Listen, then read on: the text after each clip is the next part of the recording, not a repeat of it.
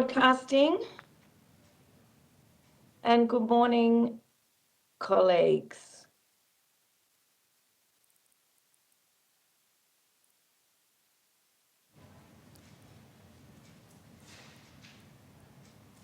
I declare open this hearing of the Senate Finance and Public Administration Legislation Committee into the Emergency Response Fund Amendment Disaster Ready Fund Bill of 2022.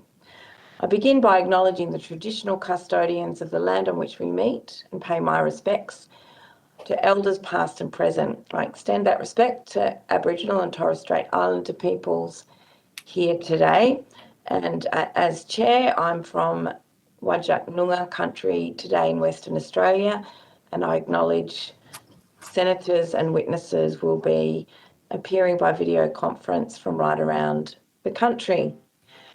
So as we're by video conference today, and I think we may have some senators and witnesses pop up in person, I'm joined by Senators Colbeck, Sheldon, Barbara Pocock and Senator Davey.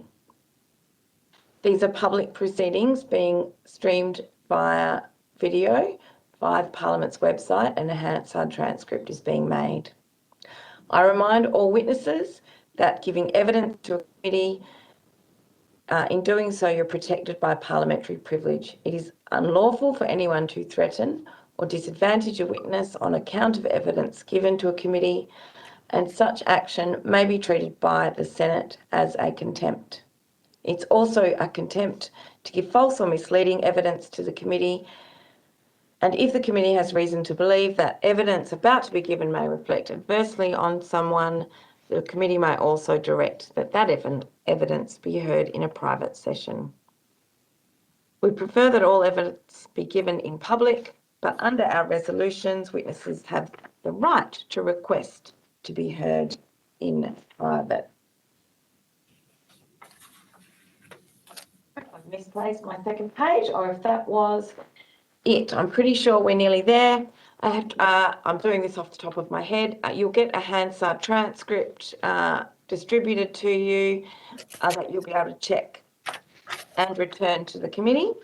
And joining us for our first session for today's online hearing is the Insurance Council of Australia.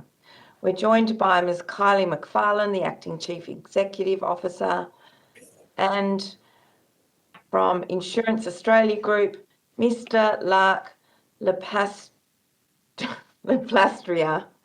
who is the Executive Manager, Natural Perils. These are submissions 5 and submission 16 for anyone listening in. I'd like to welcome you both today and invite you to give an opening statement. Can I just check whether there's any issues that the Secretariat or the committee need to flag before we do that? Nothing from the Secretariat. And we do have a WhatsApp chat. This is of no relevance to those watching, but please text me please message the app as chair in order to seek the call, or give us a shout out here, either in the chat online, or please just feel free to speak up and raise attention so that I can give the call to senators this morning. I'll now pass over to, afternoon where you all are. I'll now pass over to the Insurance Council of Australia first, followed by Insurance Australia Group, and then we'll go to questions. Thank you. Thank you, Chair, and thank you for the opportunity to attend this committee hearing. As you mentioned, I'm Kylie McFarlane, the Chief Operating Officer of the Insurance Council, and I'm joined by Mark Leplastria, the Executive Manager of Natural Perils from IAG. The general insurance industry welcomes the National Emergency Management Agency, or NEMA, and the Disaster Ready Fund. They are vital and necessary steps to prioritise and accelerate climate and hazard risk reduction investments in Australia. The ICA supports the legislation as proposed. Without increased funding to make Australian homes, businesses and communities more resilient to natural perils. Yes?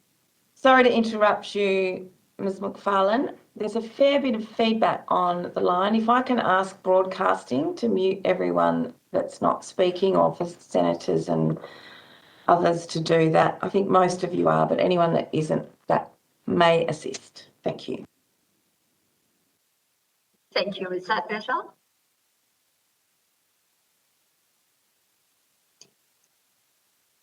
Without increased funding to make Australian homes, businesses and communities more resilient to natural perils, coupled with a change in the approach to what we build and where we build, the risk profiles of communities in Australia exposed to natural peril risk will not change. This is why we welcome the federal government's commitment to investing $1 billion over the next 5 years into resilience and mitigation projects, and call on all states and territories to match this investment. Investing in resilience projects protects Australian households, can improve access to affordable insurance coverage, and reduces the risk to taxpayers of providing direct financial assistance. As an example, work the Insurance Council did with Finity earlier this year to develop a 5-year program of resilience measures requiring investment of $2 billion would be expected to reduce financial, health and social costs to Australian governments and households by more than $22.6 billion by 2050, with an expected return on investment of 6 to 8 times the investment nationally. The findings of the Productivity Commission review show that Australia invests the majority of funding into the recovery process post a severe weather event, with 97% of funding being applied in recovery and only 3% occurring prior to an event occurring. Research the ICA engaged with Health Institute in just recently showed that this spending profile has not changed. And in fact, it has gotten worse, with 98% of funding now being deployed post-event and just 2% on upfront resilience measures. For Australia to have any chance of building its resilience to extreme weather, this spending profile must change so that recovery efforts are minimised and the social and economic impacts of severe weather are alleviated through sound, practical mitigation and resilience measures. To support the deployment of the disaster ready funds and ensure a national conversation regarding climate and hazard risk can occur, we support the federal government's efforts to work with all levels of government and industry to build the necessary data required to support this work and ensure it is accessible to all. Specifically, we urge the government to update and standardise existing and future climate hazard data, establish a national asset risk register, establish an impact register, and ensure data can be shared across industry and government to improve mitigation and recovery decisions.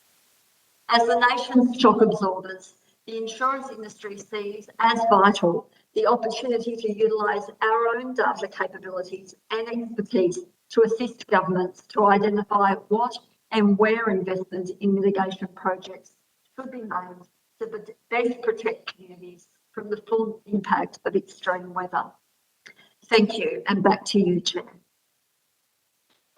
Thank you very much for that opening statement. We'll now turn to the Insurance Australia Group. But before we do, we could hear everything you said, Ms. McFarlane. However, it was a little bit echoey. We muted the committee room, so it appears that the source of the bounce is somewhere in your room. There's a couple of things that could be causing that. It could be your own echo, the sound being picked up inside your own room. If so, if you can still hear us, you could try turning your own sound down or put a headset on. I'll now move to the Insurance Australia Group. Thank you, Mr. Lepastria. Thank you. Thank you, Chair. I actually wasn't going to make any further opening statement. I think I get those thoughts from Kylie.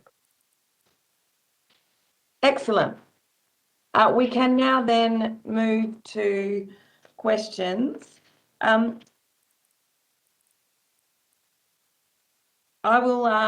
is seeking the call? I'm sure you all are. I'm just checking. Okay, that was Bart. I'll start with a question in relation to the affordability of insurance. What will happen to the ability for Australians to get insurance if we don't get the targeted disaster mitigation that we need? And what's your general reaction to this announcement of $200 million a year in resilience funding being specifically committed? Thank you, Chair. Hopefully this echo is better now. I've turned my volume down. At the moment, no part of Australia is uninsurable. However, we acknowledge that with increasing severe weather, the risk of severe weather increasing, that for some areas, affordability and availability is coming under strain. Without investment in mitigation and resilience, the risk apparent in the communities doesn't change. And at its most basic, insurance prices risk.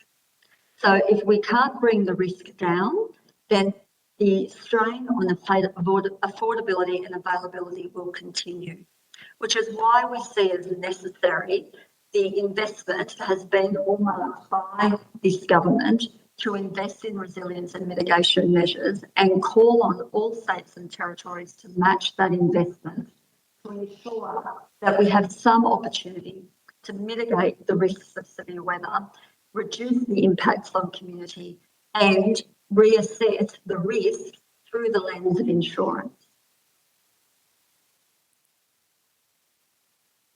Thank you. Further to that, in terms of what's been happening in the sector, what have insurance companies been telling you as an industry as a whole in terms of lessons that need to be incorporated into the management of the fund and its provisions? Insurers obviously operate in a competitive market, and each insurer looks at risk through their own lenses and their own models to assess how they will price insurance throughout Australia. Insurance is a pooling mechanism, and ultimately, as I mentioned before, at its most basic, it prices risk. So ultimately, insurers will look at the risks apparent to the line of insurance that they are looking to cover, whether that be household, business or motor, to understand the risks and value or price the insurance premium accordingly. What we do and what our members are definitely telling us is that without the opportunity to have a wholesale reduction in risk in areas of extreme concern, there is very little insurers can do to reprice, because they are ultimately pricing that risk. And this is why investment in mitigation and resilience is so important. Mark, you might like to add to that response. Yeah, I think that's a good response, Kylie. I think what I'd like to add is we'll be most effective if we can establish central trusted sources of hazard information that are consistent across the country. If we're all using different methods and data to assess risk, we'll be less effective in identifying the high-risk areas and what to do about it. So we really will call for a nationally consistent sources of information that not only insurers use, but they're the same risk data that's fundamental to our land use planning and building controls and codes as well.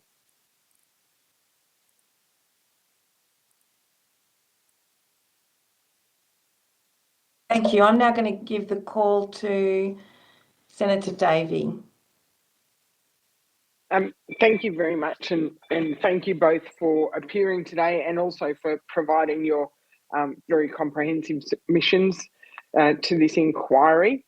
I understand that you're both in principle supportive of the establishing the Disaster Readiness Fund.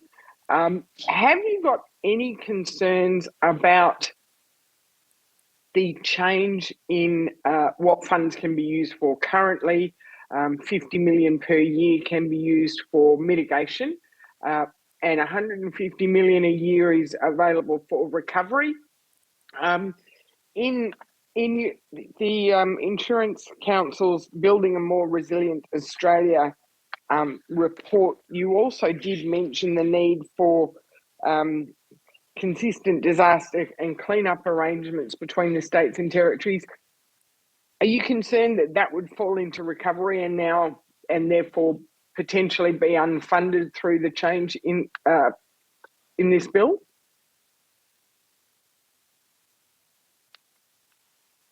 You're muted. Thank you. Yes, I just realised that. We certainly see the need for a shift in the investment to ensuring we have mitigation and resilience highlighted.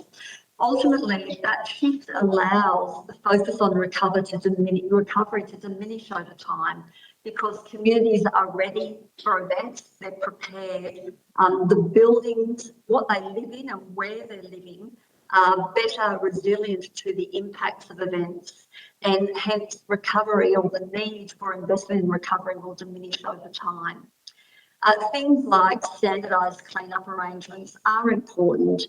They're important because we don't want to waste time when an event occurs negotiating those arrangements with governments, when in fact what we really want to be doing is have boots on the ground, making sure that members of the community can get back into their homes, that assessors and emergency services have the access and understanding of what is going to happen post an event. We sometimes lose important weeks negotiating those cleanup arrangements, where we actually think they'd be more efficient just being negotiated ahead of schedule. And there is no cost to that negotiation. Clearly there is cost in the application of cleanup, but the negotiation and having those arrangements prefixed is something that can occur right now, and we encourage that to happen. But we do need to see that shift. 50 million versus 150 million, we need to shift that money to the front of the value chain, which is all around resilience, so that over time the impacts are lessened and recovery diminishes, and the need for funding and recovery diminishes as well. Mark, did you want to add anything? No, I think that's exactly what I was going to say, Kylie. Yeah, really flipping the switch to get it up in upfront mitigation is got to be the way forward. And both of you highlight in your submissions the need for, and you also mentioned it in your opening statement, better data collection and consistent risk analysis and data collection. We read this morning in the Age newspaper that the Planning Institute of Australia raised concerns a while ago about the out-of-date nature of some of the Victoria's flood mapping, and that concern was raised. That's also a concern that has been raised with me in other states, where flood mapping that is used by local governments or by insurance companies often doesn't match. Do you see that this change and mitigation needs to incorporate and cover things like flood mapping? Or at the moment, flood mapping is a state and local government issue, but there is more and more we're hearing calls for changes to land use planning, including in your submissions, that would also fall into this, because you need accurate flood mapping. How do you see this fund to be, the governance of this fund to enable that? So perhaps if I first address flood mapping. Flood mapping is essential. The insurance companies' flood maps come from, so the Insurance Council of Australia runs the National Flood Information Database. That database is populated by the flood maps of local council. And we know from that database that there are flood maps that are very out of date and need to be updated.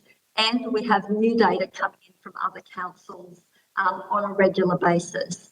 What we would like to see is some prescription around flood mapping, that it occur in a timely and consistent manner. That may include it being repeated every 5 years, for example, or 10 years, to ensure that we have contemporary maps. And that information is publicly available to homeowners, business owners, and all levels of government. Where the responsibility for flood mapping sits, we are agnostic on. What we really want to see is that that information is universally shared, because by having a single source of truth, all governments and industry are able to make better decisions around mitigation and resilience. And it's not just on flood maps, by the way. It's around wind mapping, bushfire, and earthquakes, actions of the sea. We need centralised data that is universally held, universally shared, centrally held, and can be trusted. So the whole nation is having the same conversation, and risk is being determined based on the same source of information. Now, this is really Mark's area of expertise, so I will hand over to him to add to that response. Yes, I think it's if we can't assess the risk accurately enough, we won't be able to allocate or prioritise what areas need the most help. So it is part and parcel with this whole mitigation funding. There are some barriers that we need to understand. Some of the flood mapping in particular can be very costly, and some councils struggle with that, not just in undertaking the analysis, but also the management of the data that prevents that kind of collection or collating at a centralised place. So we need to understand some of the barriers there, but it is essential. And I would probably add too that we want to focus first on the key high hazard life safety natural hazards first, and not get crippled by everything. So flood absolutely would be up there, bushfire, the coastal strip, particularly with ongoing sea level rise and tropical cyclones as a starting point. And linked to Senator Pratt's initial questioning, if an area has an up-to-date flood map compared to, say, another local government area that might have a 20-year-old flood map, does that influence, and noting that each individual insurance company does their own risk assessments and their own pricing, but is more contemporary data an indicator or that there may be easing of the insurance pricing? So if a shire or a local government area has up-to-date mapping compared to a neighbouring shire with very old mapping, you might get better insurance pricing in one area because you know that the houses have been built in accordance with the most relevant data. Did you want me to? That's you. Okay, I mean, I can only talk from IAG's perspective. No, we will reflect the risk in the latest study that we have our hands on from a technical pricing perspective. So there's not necessarily a trend that I know of that if you have more contemporary mapping or hazard mapping, the risk goes down. So I haven't seen that. It's possible that some companies might put an extra loading for uncertainty, perhaps, but I'm not aware of it. No, and I'd also say just because your maps are newer doesn't mean the risks. For some areas, in fact, the mapping might show that risks have increased. So it's not, it's not the age of the map that is the issue, it's the accuracy of the reflection of that risk that's going to be assessed in the pricing. And we're in the report today, it did say that there's a perception that some councils are reluctant to do up-to-date mapping because it will show that some areas where they've in the past allowed construction is now at risk. So I hope that's not truly the case. My final question, thank you, so that you Senator can hand Davey. over, just aware in the bill itself, and the explanatory memorandum, it says the guidelines for determining how the funds would be allocated and how the funds would be spent is yet to be determined. So that's something off into the future. Have you got an opinion about governance of the funds, distribution? For example, should it be state by state, pro rata, population based, or risk based? Because I think that's going to be fundamental into how effective this fund is.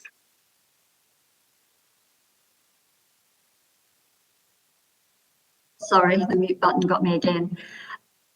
Certainly, we would like to see the distribution of funds to be agnostic from a political perspective, that they are allocated to the areas of most risk across those perils that we discussed previously, starting with cyclone, flood, bushfire, and actions of the sea. We also see that these funds need to be spent on programs that wouldn't otherwise be covered by, for example, large infrastructure projects through Infrastructure Australia, that these are really going to give positive impact to businesses, communities and households. So things like flood levies or household mitigation projects, which we know work and we've seen work. So for example, in Queensland with the flood levy built in Roma, we saw insurance premiums drop on average by 34%, as an example. The Queensland Resilience program that they ran up here at a household level a couple of years ago, where grants were given to households to do particular mitigation works, saw insurance premiums drop by on average 7%, and in some instances up to 20-25%. So these programs do work. We would like to be engaged in the process. We think as an industry that we have both the data and the experience to identify the areas of most risk and to work with government to understand what projects may be best suited to help mitigate or eliminate the risks in those areas. Mark, would you like to add anything to that? Yeah, that's right. I think that advisory panel made up of business, particularly insurers, but your not-for-profit, your academics, people who are actually experts in disaster resilience. Insurers, we have that. If you're a large national insurer like IAG, we actually have a national view of risk, and so we can play a really important part in the understanding of risk at the community level. Do want to highlight there's other ways. We did a report at IAG, SGS Economics, back in 2016, which is in our submission. And that looked like, because you can use population, you can use risk. That was actually looking at where local GDP is as well. So if you want to prioritise to understand impacts on the output economic activity of an area, that's another lens that can be part of the conversation. Yeah, I think that's the main piece here, and just a very transparent process and how we do it is the other part. Thank you. I'll now give the call to Senator Pocock.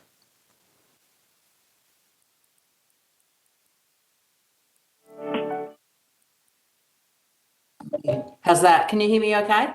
Great, thank you. And thank you for being here and giving us your views in your excellent submissions. I just want to pick up on something that Senator Davey was asking about there in relation to the effect on lowered premiums of good investments in mitigation. You're clearly generally supportive of the shift to mitigation spending.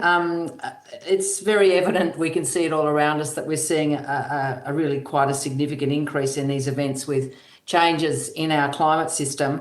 If we invested that 200 million or so that would be committed by this bill for mitigation, and it was well targeted, how much do you think we would be reducing that payout figure that's so high at the moment? You've given us some specific examples there. Have you got a sense of what 200 million would buy? Ultimately, at this stage, we don't know what the money will be invested in, which perils it would be allocated to, and what locations. So until we have that granular data, and until we're able to see that money invested and understand the impact on the risk that is associated with that investment, it's very difficult to think or to calculate what the impact on insurance pricing would be. What we can do, obviously, is speak to examples where we've seen this work in the past. The other thing I would say too is insurance is only one part of the solution set here. Actually, other costs will also be affected. Costs like mental health, societal fatigue.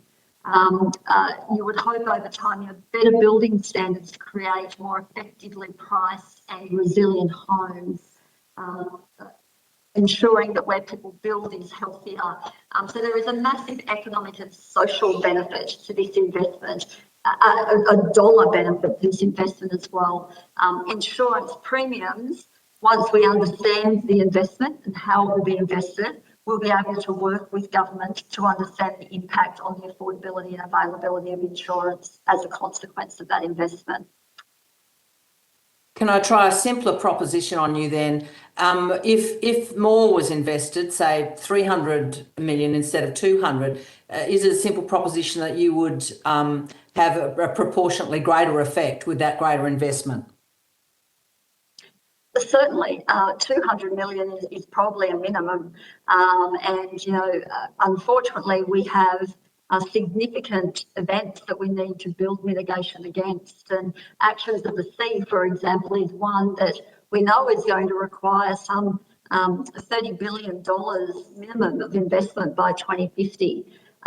So there are a range of interventions that government will need to fund, both at a household, business, community, but also national level, to ensure that Australia has the resources it requires to reduce the impact socially, financially and economically into the future. Is there anything you'd like to add there? Sorry.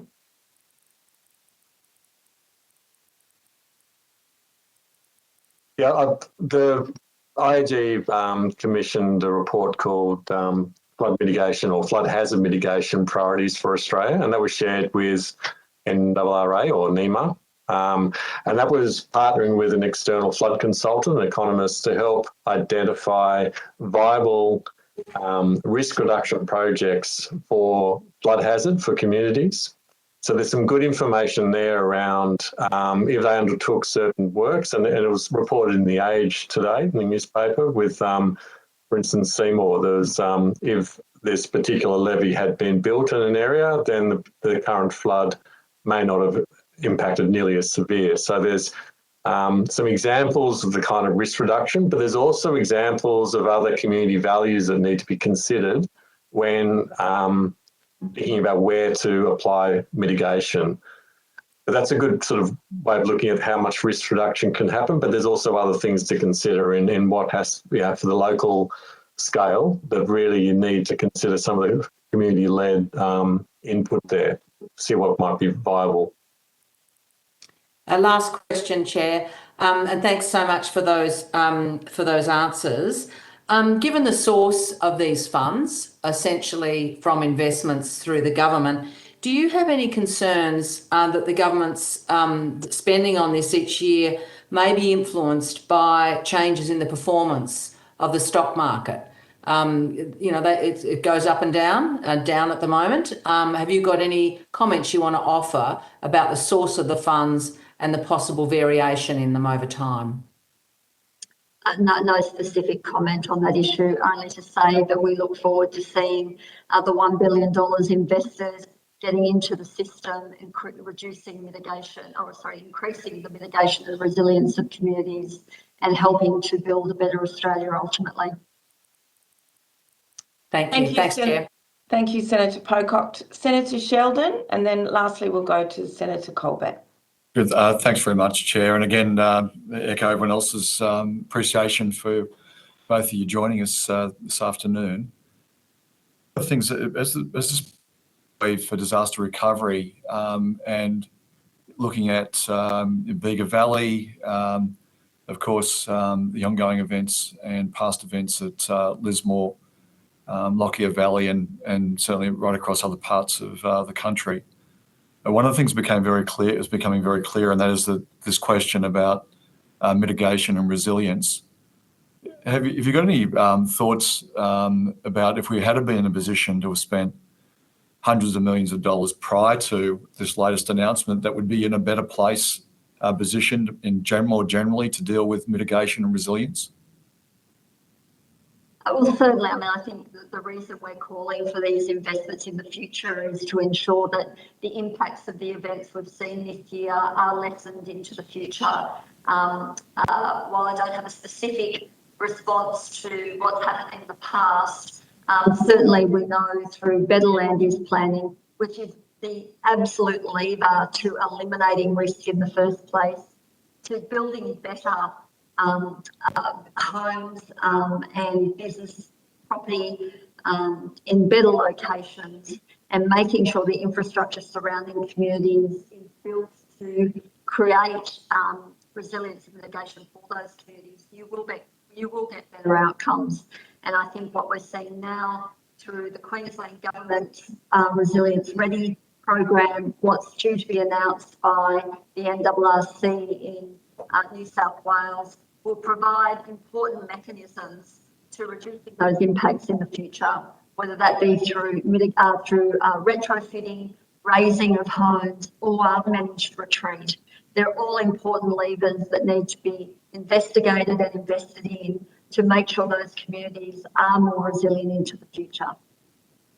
Thank you. So in effect, for certainly the future funding and funding more generally, that the importance of dealing with resilience and mitigation is a critical part of preparing them for future events.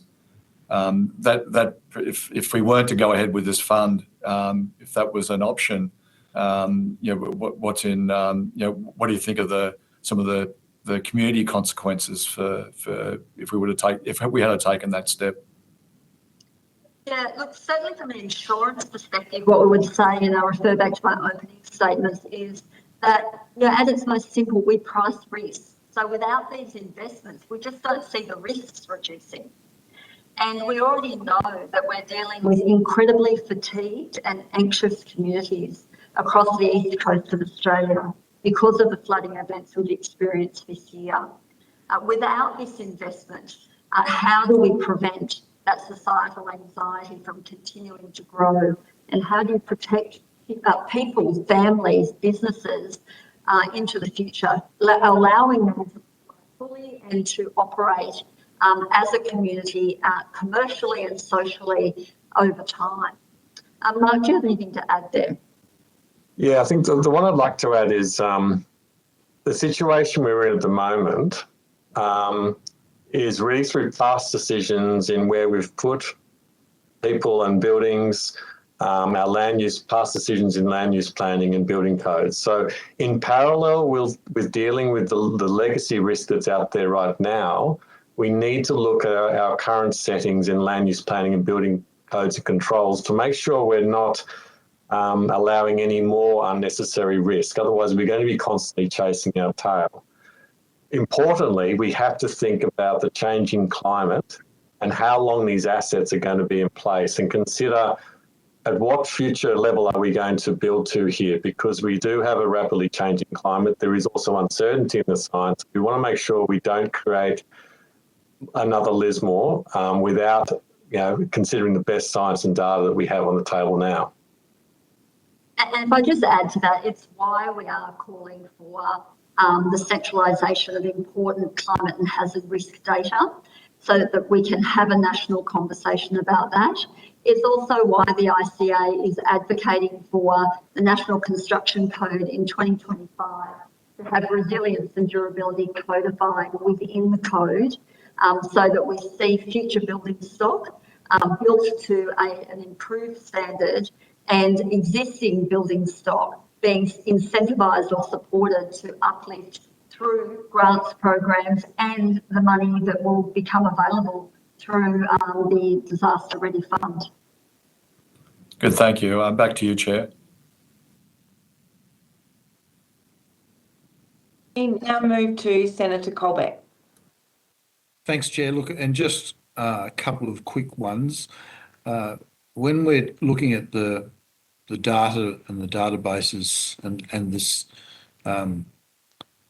risk data that you're talking about, and the central holding of that, is there what you might consider a best practice model for that to be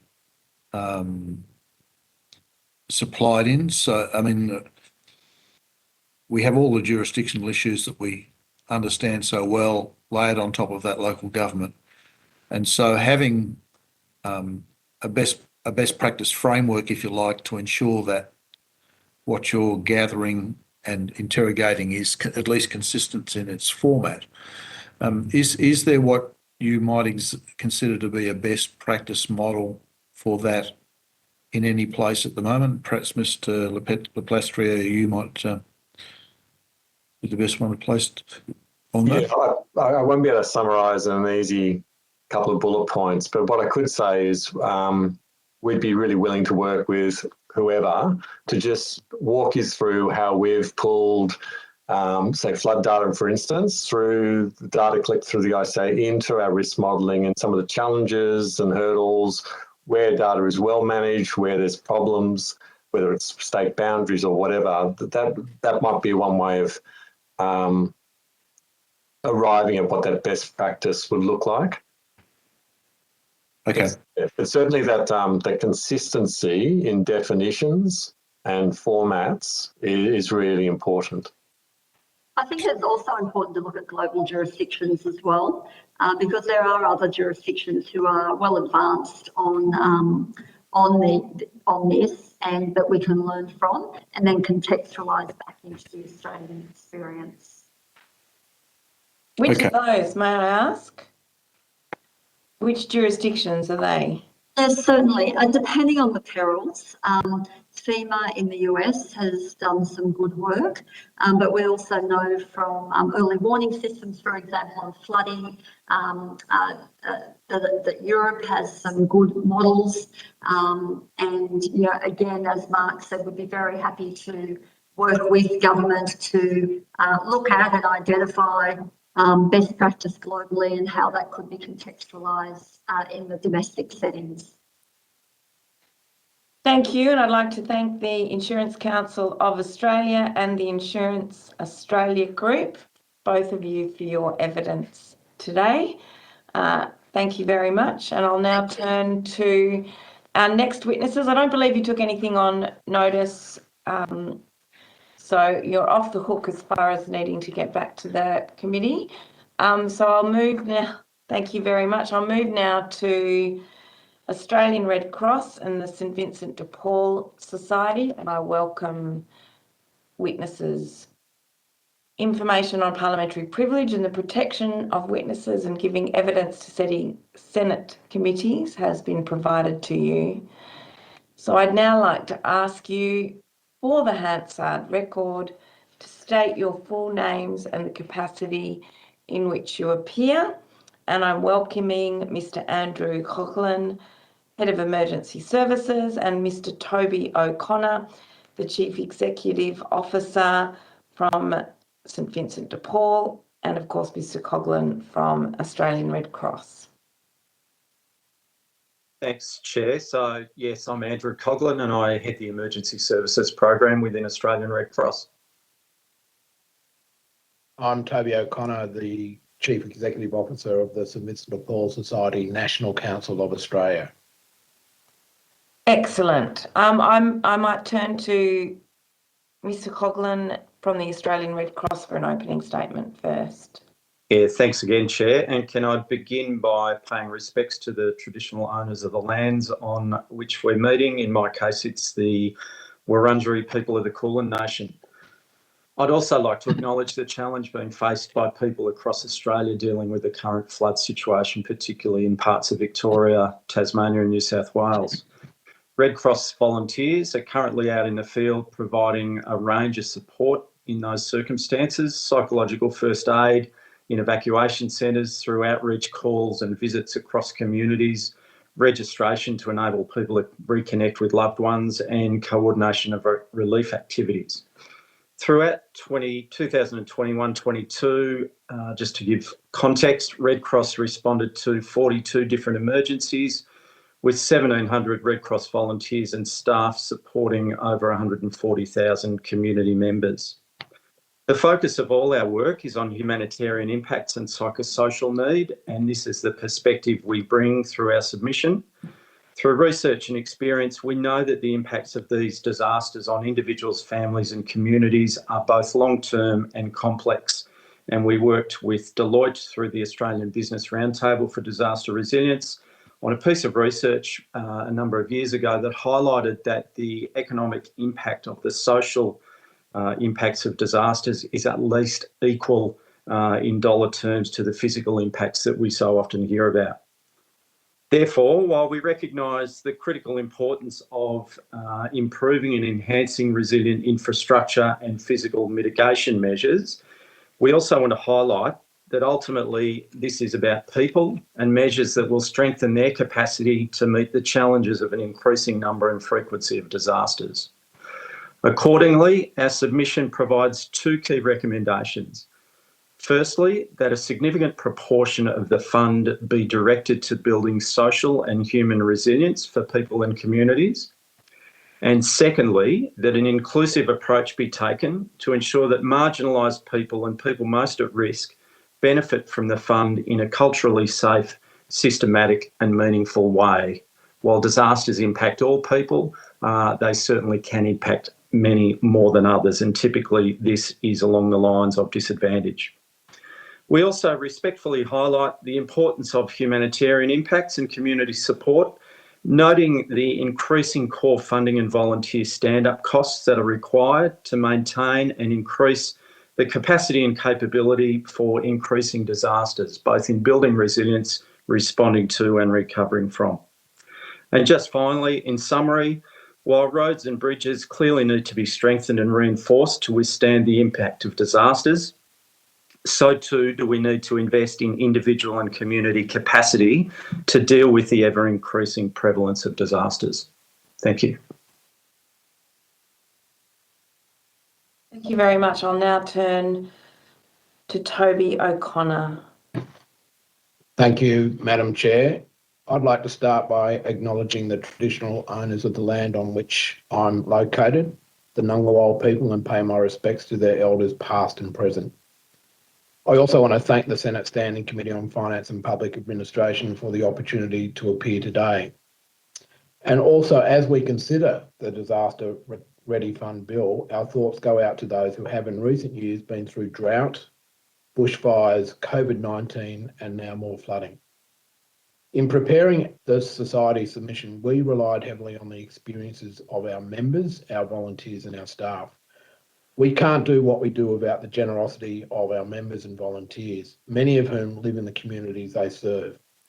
So just let me set the scene. While we're not first responders, we do work closely alongside emergency services, other state government services and charities like the Red Cross and the Salvos.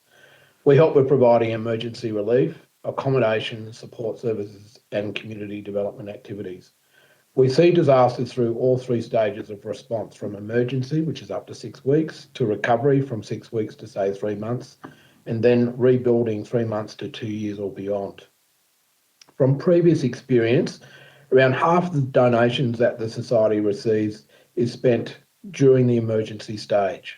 The remaining 50% will be spent during the recovery stage, around 30%, and the rebuilding stage, around 20%.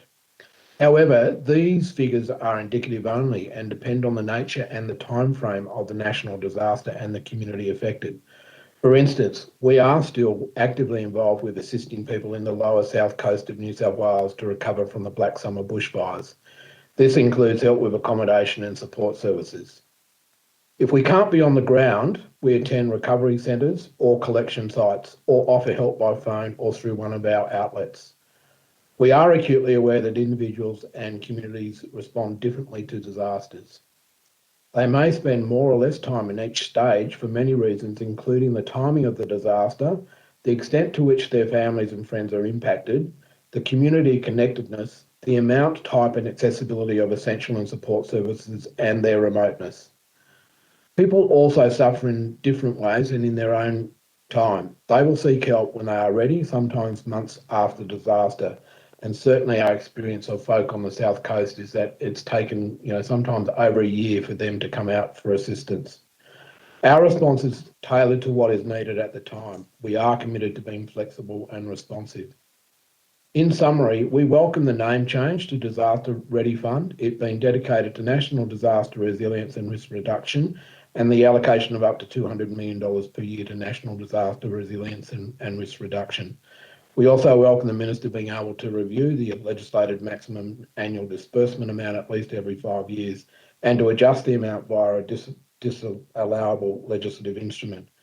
We consider the fund should have a broad funding purpose which prioritises community-led solutions and favours local businesses and organisations that have a local presence in the first instance, enables appropriate health and social support services to be funded, supports the funding of activities that build community resilience, supports the funding of activities that ensure the most vulnerable in our communities are assisted, and enables organisations, large and small, to skill up their volunteers and staff to respond in a timely, professional and quality assured way in times of crisis.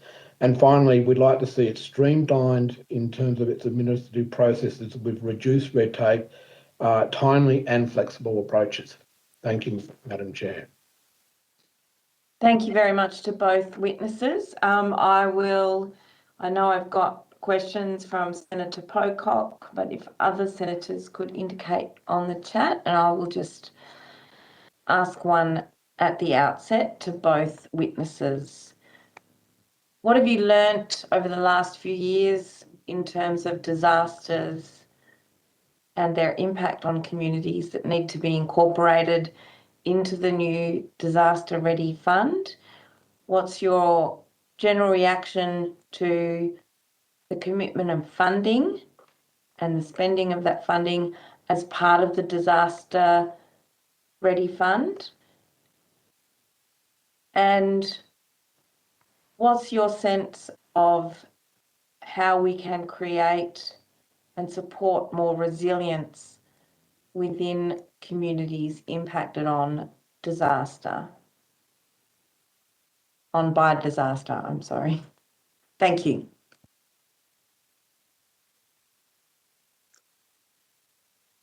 Shall I start, Chair? Thank you. In terms of what we've learnt over the last few years, I think we've learnt very clearly that we're seeing more disasters happening more often, more frequently, but also having a greater depth of impact. I caught the last few minutes of the previous session, and one of the issues identified there was that we have communities that are fatigued and have been hit by multiple disasters. There is research just beginning through University of Melbourne to look at the specific impacts of multiple or rolling disasters on communities that we await with interest, but certainly at an anecdotal level, we're very well aware that the impact of disaster on disaster, just as people are getting back on their feet after a previous event, are significant. And at a psychosocial level, in other words, the psychological and social impact of those is really quite compelling. We also have seen a fatigued workforce across the emergency services, across all organisations involved in disaster management, and that will remain a challenge, I suspect, with the impacts of climate change and the frequency of disasters that we're seeing. So to pick up on one of the points that Toby made, one of the potential benefits of this fund would be to enable a more sustainable approach to supporting some of the work that different organisations do in communities. I've been involved in emergency management for a long time, career-wise, and I would reflect that I think the time is right for greater investment in organisations that are involved in building resilience and in relief and recovery work. Traditionally, organisations in uniformed services have been rightfully well funded to do the work that they do in terms of life preservation and so forth. It would be great to see further investment in some of those support agencies, because I think over recent years we've seen a real recognition of the long-term nature of the impacts of disaster at the very human level. Once upon a time, we would have been pleased to invest 6 or 12 months of funding into recovery work. We're now looking at 3 to 5 years as the typical recovery trajectory for individuals and communities who've been affected. And I think we're starting to reflect that in the way that we fund things. It would be ideal, I think, to make that a more sustainable approach rather than piecemeal opportunities for funding every time something happens. Different organisations go through a funding mechanism. In terms of what the Disaster Ready Fund can bring to resilience more broadly and more specifically, I think a couple of things. As I said in opening remarks, clearly there's a need to work on mitigation and the physical aspects of disasters or preventing them. But equally, I think we need to recognise that no matter how much of that we do, we're still going to see events happen that will impact communities. To that end, we also need to build the resilience or the capacity of individuals, families, households, and communities more broadly to deal with and bounce back from these different disasters when they do take place, to be able to ride them out a little bit more smoothly than what they've. Having said that, we're very aware that disasters impact individuals, but they also impact communities and the way in which they function. And that's an important component of any resilience building and indeed recovery work. In the long-term recovery work that we do out in the field, we find that inevitably a year to 18 months into our recovery process, communities start to look to the future and they start to look at how they can think about being more resilient should something similar happen in the future. So there's that ongoing opportunity that these are not sequential activities. We need to be embedding resilience in the recovery work that we do as well. Beyond that, I would just offer that from a Red Cross point of view, we've been pleased to be involved in the Business Roundtable for Disaster Resilience, which, again, as I mentioned earlier, I think did a couple of things through reports provided through Deloitte, one of which was to highlight this real need for investment upfront rather than just in the aftermath of disasters. And the second was to really reinforce the economic impact of these social impact of disasters. Thank you.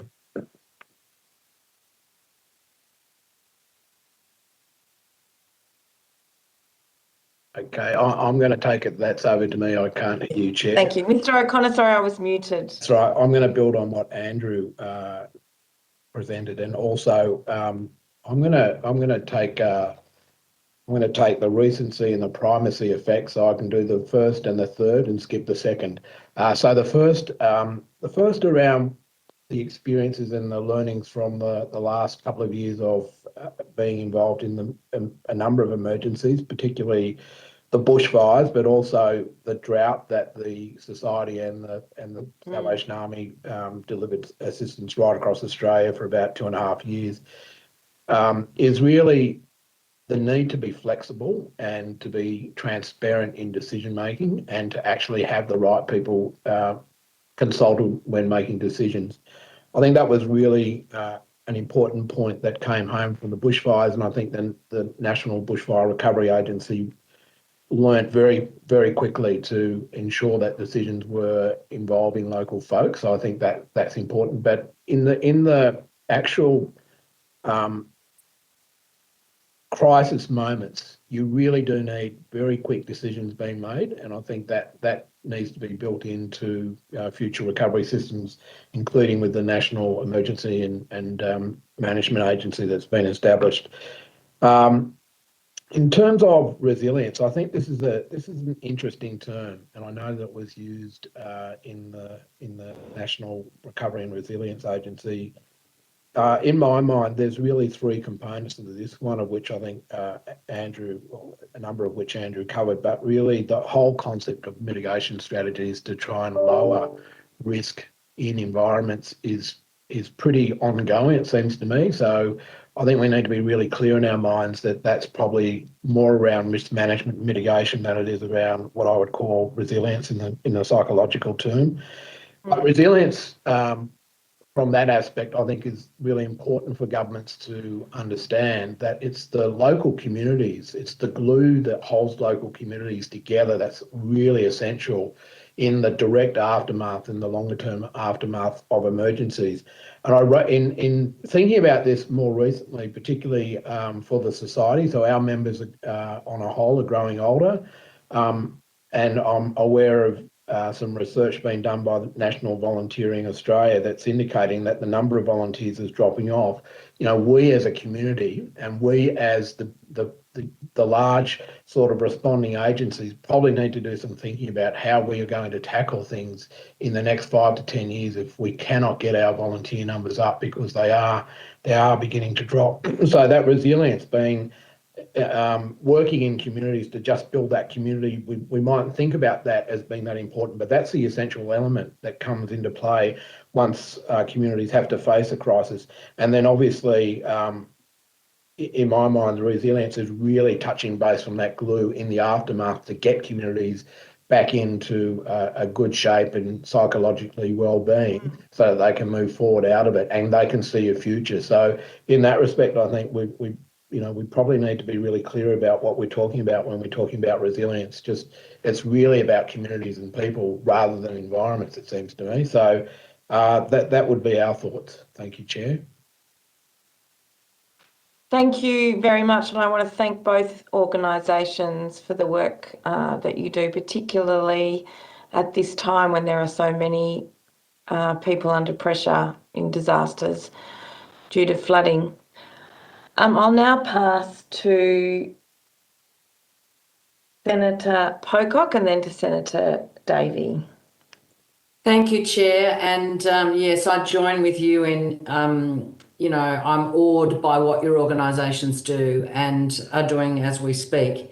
And I'm very conscious of the argument you're making for the human side of disaster, which I hear really clearly, and especially the consequences for marginalised communities as we deal with recovery. And I'm also struck by your argument about how long the period is of recovery, that it's not quick, it's 3 to 5 years. And sadly, we're getting more and more experience of that. And as I listen to you, I'm thinking about, this is a proposal for 200 million shifted more towards mitigation, not so much the work that you're doing in the event of a crisis. And I'm thinking about, the investments that we're making, for example, in some of the causal things behind climate change. The current government, for example, new government has just invested $1.5 billion in coal and gas in the Northern Territory. And I'm wondering what your organisations need in terms of money. What sort of things would you be doing with $1.5 billion? And is that the kind of larger investment that we need to be thinking about for, as you pointed out, Mr. Coglan, increasingly serious and crisis after crisis without recovery between? Do we need to have more resources going into this whole area, both for communities and in mitigation? I would suggest there's no doubt we need more investment in both mitigation and dealing with disasters. And as you rightly point out, Senator, the current events really underline that. In terms of the funding around,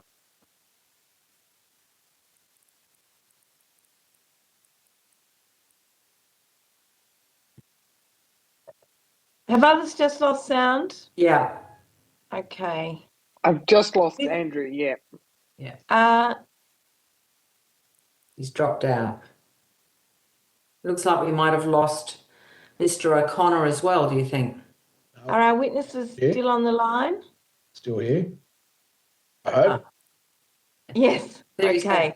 Have we lost you, Miss Toby O'Connor? Well, Andrew, did you want to finish? You sort of dropped out there. did I drop out? I wasn't sure. Yeah. Yes. So I think you'll need to go back 30 seconds or so. Thanks. Sure. Essentially, to reinforce what Senator Pocock was saying, that yes, there's clearly a need for greater investment beyond the amount specified in this fund. that would be a fantastic thing and would certainly lead to better outcomes, no question. Particularly investment in the psychosocial and humanitarian impacts would really, I think, be of significance. And do you or Mr. O'Connor hold any concerns about the fact that this particular fund of 200 million is coming from a fund which has to generate resources through investment in the stock market? And of course, you know, there's variability in the source of that funding. Is that a source of concern for you at all?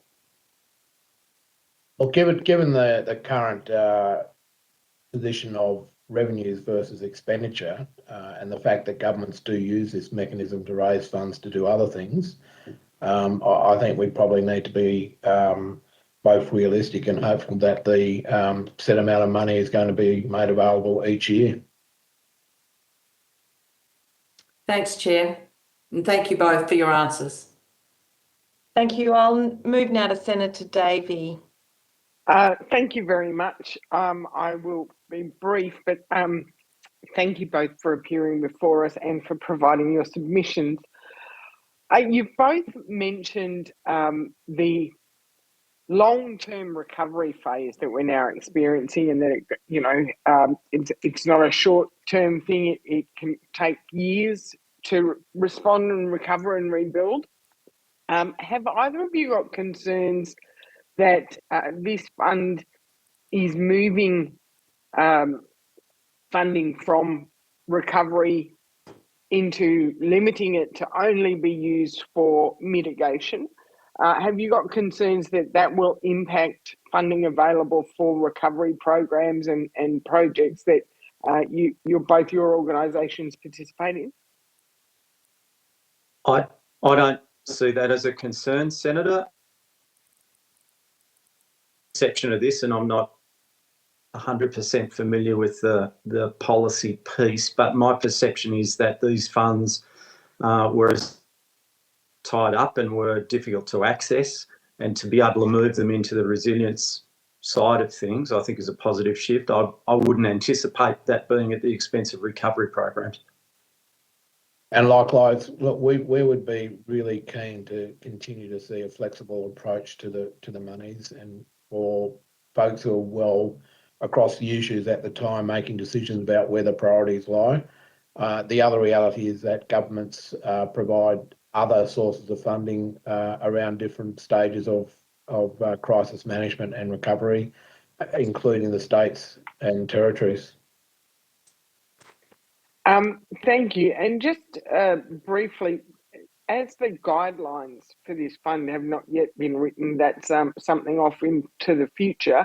Have you got any opinions about how the fund should be managed, who should be involved in the decision-making processes, and potentially the distribution? I know Red Cross says up to 50% should go to social and human resilience, but have you thought about the distribution, whether it be a risk-based distribution of funds or a pro rata of population or a state-based distribution?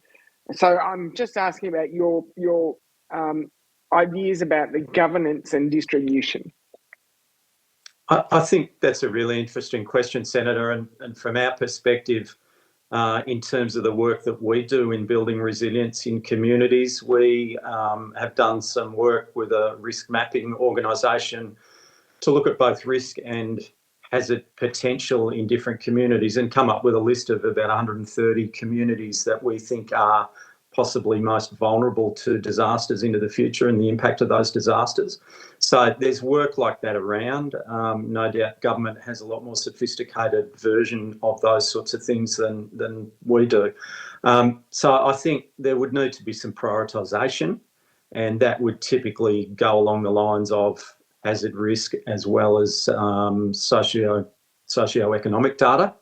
But equally, having said that, we also know that that probably applies to bushfire, flood, cyclone, but events such as earthquake and other calamities that can occur don't necessarily happen where you expect them to. So there is always the risk of things happening anywhere, anytime, quite frankly. That said, you do need to prioritise in the first instance, and I'd suggest that there would be plenty of science behind how you would do that. In terms of the aftermath and obviously recovery spending and the like, that would obviously need to go into where the greatest need was if and when different disasters take place. And I think from our perspective, we'd like to see some sort of framework used to roughly prioritise percentages of where the funds are going, but still be flexible to be able to respond to a particular crisis, which might be different and might require different responses, larger amounts of money, etc. But certainly we'll be looking to the regulations to ensure there's some transparency and some idea of where the funds roughly will be allocated so that we can follow it through. If I may add to that, Chair, one of the things that we've noticed over time is previous iterations of funding for resilience programs tend to be fairly one-off and specific to smaller organisations or small communities. We would suggest there are benefits at scale by delivering, similar mechanisms and similar programs across a broad footprint rather than individual organisations in small pockets picking up 6 and 12 months funding here and there. If we could have a more sustainable and longer term approach to some of this work, I think would be beneficial as well. Thank you. Senator Sheldon. Thank you. Thank you, Chair. I just want to go back to some comments. Maybe Mr. Coghlan and Mr. O'Connor might want to make some comments as well about both of you. But just some earlier comments about the importance of creating more resilience within our communities to support vulnerable Australians, and the importance of this fund going towards those sorts of activities as well. If you might like to expand on some of your earlier comments. Yeah, thanks, Senator. If I start off on that one, a couple of observations there. Firstly, in terms of where some of the resilience work is done, we would be suggesting that certainly hazard risk is one factor, but so too are socioeconomic factors. So communities that are particularly marginalised and also living in places that are under more severe threat of different forms of weather, be it fire, cyclone, flood, would be an obvious area to target. In addition to that, I think the devil sometimes is in the detail with these things, in that if you're going to do resilience programs in a community, that can be fairly broad. Typically, if we go in to do resilience work in a particular geographic location, one of the first things we would do is to look at strengths and needs within those communities, and you might actually target groups who are living in more marginalised areas within a community for some of the work you would do. For instance, in some of the flood affected areas at the moment, while these floods are particularly broad, typically it would be people living in places like caravan parks and some of the lower level real estate who would feel the brunt of the floods. So to be that sort of analysis of local communities, what their needs are and where we ought to be working, whether it be us or another organisation, where we ought to be working with those communities to build their strengths. Mr. O'Connor, would you like to add anything to that? Oh, look, I would agree. I think there's some benefits for having the larger charities provide advice. They can get information from the ground about folk who are the most disadvantaged, the voiceless, people with disabilities, our First Nations people who are living rough, people who are living on the streets.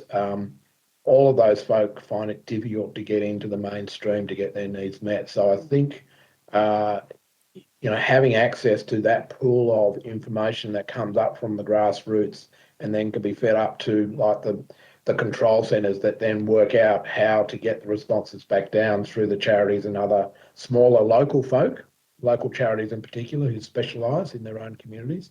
I think that's a big part of how the resilience will play out. Mr. O'Connor, just some comments before about the importance of administering the fund and quoting from your paper that reduces red tape and is timely and flexible in its approach. Can you just outline what's some of the sorts of the red tape you've experienced in the past? Oh, I think we've had examples of folks waiting to get assistance from the Black Sun bushfires, where it's taken months and months to get grants through, not necessarily from the Commonwealth, although some of the Commonwealth money was also quite difficult to access. People have to fill in online forms, so lots of folk in rural communities are not anywhere near as advanced in terms of online technology, how to use laptops or computers to fill out lots of pages of forms. They don't have their ID. I think all of these things, governments know about, and we probably do need to do better. And there are some other initiatives like Tell Us Once program is also trying to help that out. But I do think in the actual administration of the grant, on the one hand, we need to ensure that it is the monies, which are taxpayers' money, are going to those who are truly in need. And on the other hand, we do need to get it out quickly. So, the charities deliver the emergency relief money. Now, that's only a maximum of $1,000. And the amount of time it takes to tick all the boxes to do that, like when we were given money to distribute on behalf of the Commonwealth for the Black Summer bushfires, we were given a sum of money. Can you get that out in a month? And I said, well, hold on. Your red tape requires us to do an interview. We've got to find them. Say it's half an hour to do one person to give $1,000. You've given us, 10 million. We'll be here for 4 months. Like, it just is not possible. So that sort of thing, there needs to be some flexibility in some of the grant programs that are very small, low risk at one time, but overall you're distributing a lot of money. And like we made comments to the Bushfire Royal Commission saying there just needs to be greater flexibility, but I understand that's very difficult to get through government in a timely fashion, and I haven't seen any appetite to try and address that over the last 2.5 years. Are there ways, may I ask a complementary question, are there ways of increasing accountability and flexibility at the same time that government and organisations should be cleverer about? Look, it's an interesting question, Senator, because on the one hand, a very, very large percentage of folk can be contacted through Services Australia or Centrelink. So, the government, if it wanted to, could allocate money across the board very quickly. The question arises as to why don't they do that on all occasions? Why do they go through the charities to give out sums of money? And in my opinion, and I think our members and other charitable members would probably agree, it's the connections that come with giving that money. You're having a discussion. So when our members go and make an assessment of somebody, they realise that $1,000 doesn't go anywhere. But then the society, like the Red Cross and like the Salvos, they are putting in $3,000 or $4,000 or $5,000 of their own cash, and then linking them into systems that can give them clothing and white goods, etc. So clearly there's a big value add. So for every dollar the government is putting in through their own grant money, they're getting a big value add. So, and again, it comes back to, our members are on the ground, they're local folk, so they're already beginning to bring people together as community. And, it's Joe Blow you see down the shop, so you've got a good connection, whereas the Centrelink person is much more at an arm's length and may not be a local because they're brought in to do it. Mr. Coghlan, is there anything else you can just add into that as well, briefly? I'd certainly agree with Toby's comments. In terms of the Chair's question about how we can improve accountability and accessibility, perhaps the biggest one for me would be the access to information. Toby mentioned a reference to a thing called Tell Your Story Once, which is essentially a piece of work that we've been collectively, a range of charities have been working on with the team in NRRA and now NEMA, around the concept of how we can put people in a position where they only tell their story once and they don't have to repeat their name and address details and what they've lost and where they're living and all those sorts of things to charity after charity and agency after agency. So I think the more we can do around streamlining the accessibility to things, you could also in the same process tighten up the security concerns, the sort of levels of insight into people's backgrounds, etc., that a Centrelink or Services Australia uncovers would obviously be beneficial to charities who are also trying to provide support. If that box has already been ticked, it makes our task a lot easier and vice versa. So I think anything we can do to encourage sharing of information, streamlining of services so they're more joined up for the consumer or the person affected by the disaster ultimately is both a good outcome for them, but also would improve that security side of things as well, I would think.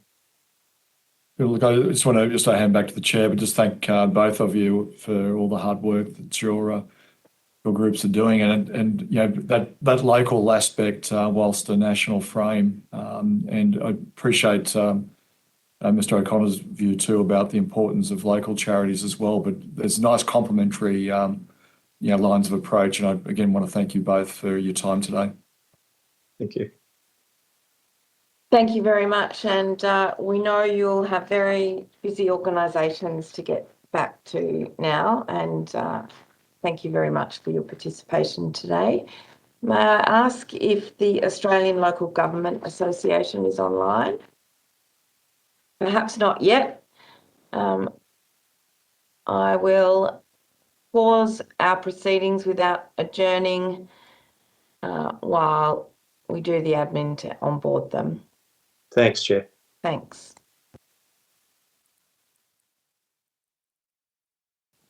Councillor Linda Scott, representative from the Australian Local Government Association via video conference. You will have information on parliamentary privilege and the protection of witnesses. For the Hansard record, please state your full name and the capacity in which you appear today. Thank you, Senator. Linda Scott, the President of the Australian Local Government Association. I'd now like to invite you to make a short opening statement and then we'll go to questions. Many thanks. I'd like to begin by acknowledging the many different lands on which we meet on. I'm from the City of Sydney, so I acknowledge Gadigal land of the Eora Nation and pay my respects to elders past and present. Australian Local Government Association, or ALGA, is very proud to support this bill and has consistently advocated for a $200 million per annum fund to support local government efforts in mitigating against natural disasters, in line with former Productivity Commission recommendations. In addition to disaster mitigation, such funding would have the co-benefits that accrue even in the absence of a natural disaster. These, of course, include supporting economic growth and social capital in Australian communities. And, of course, this investment would be an important driver of regional investment decisions. It may include benefits such as short-term employment, regional growth associated with investment, and, of course, lower insurance premiums for councils and communities. We know, on behalf of councils, that the $200 million per annum fund is of course not enough to mitigate against every natural disaster that Australia is facing, but it is a very welcome start. Local governments need access to most, if not all, of these funds for local mitigation projects, given the pipeline of works we have in place on behalf of our communities to protect them from future disasters. Local governments also need support from state and federal governments to continue to work up proposals for this pipeline to ensure that together we're adequately protecting our communities for the future. Local governments obviously are facing very significant financial pressures. We now have federal assistance grants from the Commonwealth Government, for which we're very grateful, but these have dropped to 0.55% of total Commonwealth taxation revenue, down from nearly 1% of total Commonwealth taxation revenue under the Keating governments. These financial pressures are significant, particularly in those jurisdictions that experience rate capping, New South Wales and Victoria, and therefore many councils will find co-contributions challenging, especially when they're still cleaning up from significant previous disaster events. We look forward to working with the Commonwealth Government to contributing to the guidelines that will further support this funding and urge the Senate Committee to recommend that the bill proceed. We have obviously many local government areas currently in a state of disaster, experiencing very serious floods. For some of them, literally the fourth or fifth flood in under 2 years. And so this funding really has never been more urgent for local governments. Thank you. Thank you very much, Councillor Scott. I'll reflect on your submission and the fact that ALGA for some time, or for many years now, has called for targeted and substantial mitigation funding. I note that you say that mitigation ahead of disasters is a cost-effective pre-disaster investment, which avoids a much larger investment on recovery following a disaster. Is the proposal before us an improvement on what has happened in the past in this regard? Yes, it's a very significant improvement and one that we have advocated for. Of course, it is the case that when communities experience disasters, there should be funding to support the cleanup and recovery. We note in recent floods in New South Wales and Victoria, the state governments have stepped in, of course, to help with things like collection of waste and a range of other things. Of course, these things need to be funded, but without prevention funding for mitigation, the same disasters will keep impacting the communities in the same way, and over time the costs will only increase. What we need is funding to invest in the infrastructure that prevents these things in the first place. We have not had that funding to date. It's why we've advocated, again, in line with the Productivity Commission recommendation from 2014, so strongly to have this funding available. Local governments, because of the financial pressure that we are under, are simply unable to generally otherwise fund this mitigation to ensure our communities are protected. So it's very critical, it's very welcome, and it is not something that's been available for councils in the past. Thank you very much. Can I ask what you've learnt from recent disasters from your membership right around the country in terms of the diversity of disasters they've faced and the current situation facing flooded communities now? I was talking to the president of the Victorian Local Government Association yesterday, and the Mayor of Forbes also. Sadly, local governments have learnt many, many lessons. The first and most important of which is that these disasters are reoccurring with increased regularity. And I think it's very important to put that on the record, because it certainly is the case in areas, for example, such as the Blue Mountains. They have now experienced 4 or 5 floods in under 2 years. These are repeat events in areas of very, very significant impact. And without mitigation funding, the same damage keeps happening to the same communities time and time again. So this mitigation funding is very critical. The second thing we've learned is that the local governments of the area really are doing a great job in leading the local recovery. In the Black Summer bushfires in New South Wales recently, the City of Sydney, my own council, helped coordinate the Sydney councils to loan staff to the councils in the regions that had been impacted by the fires.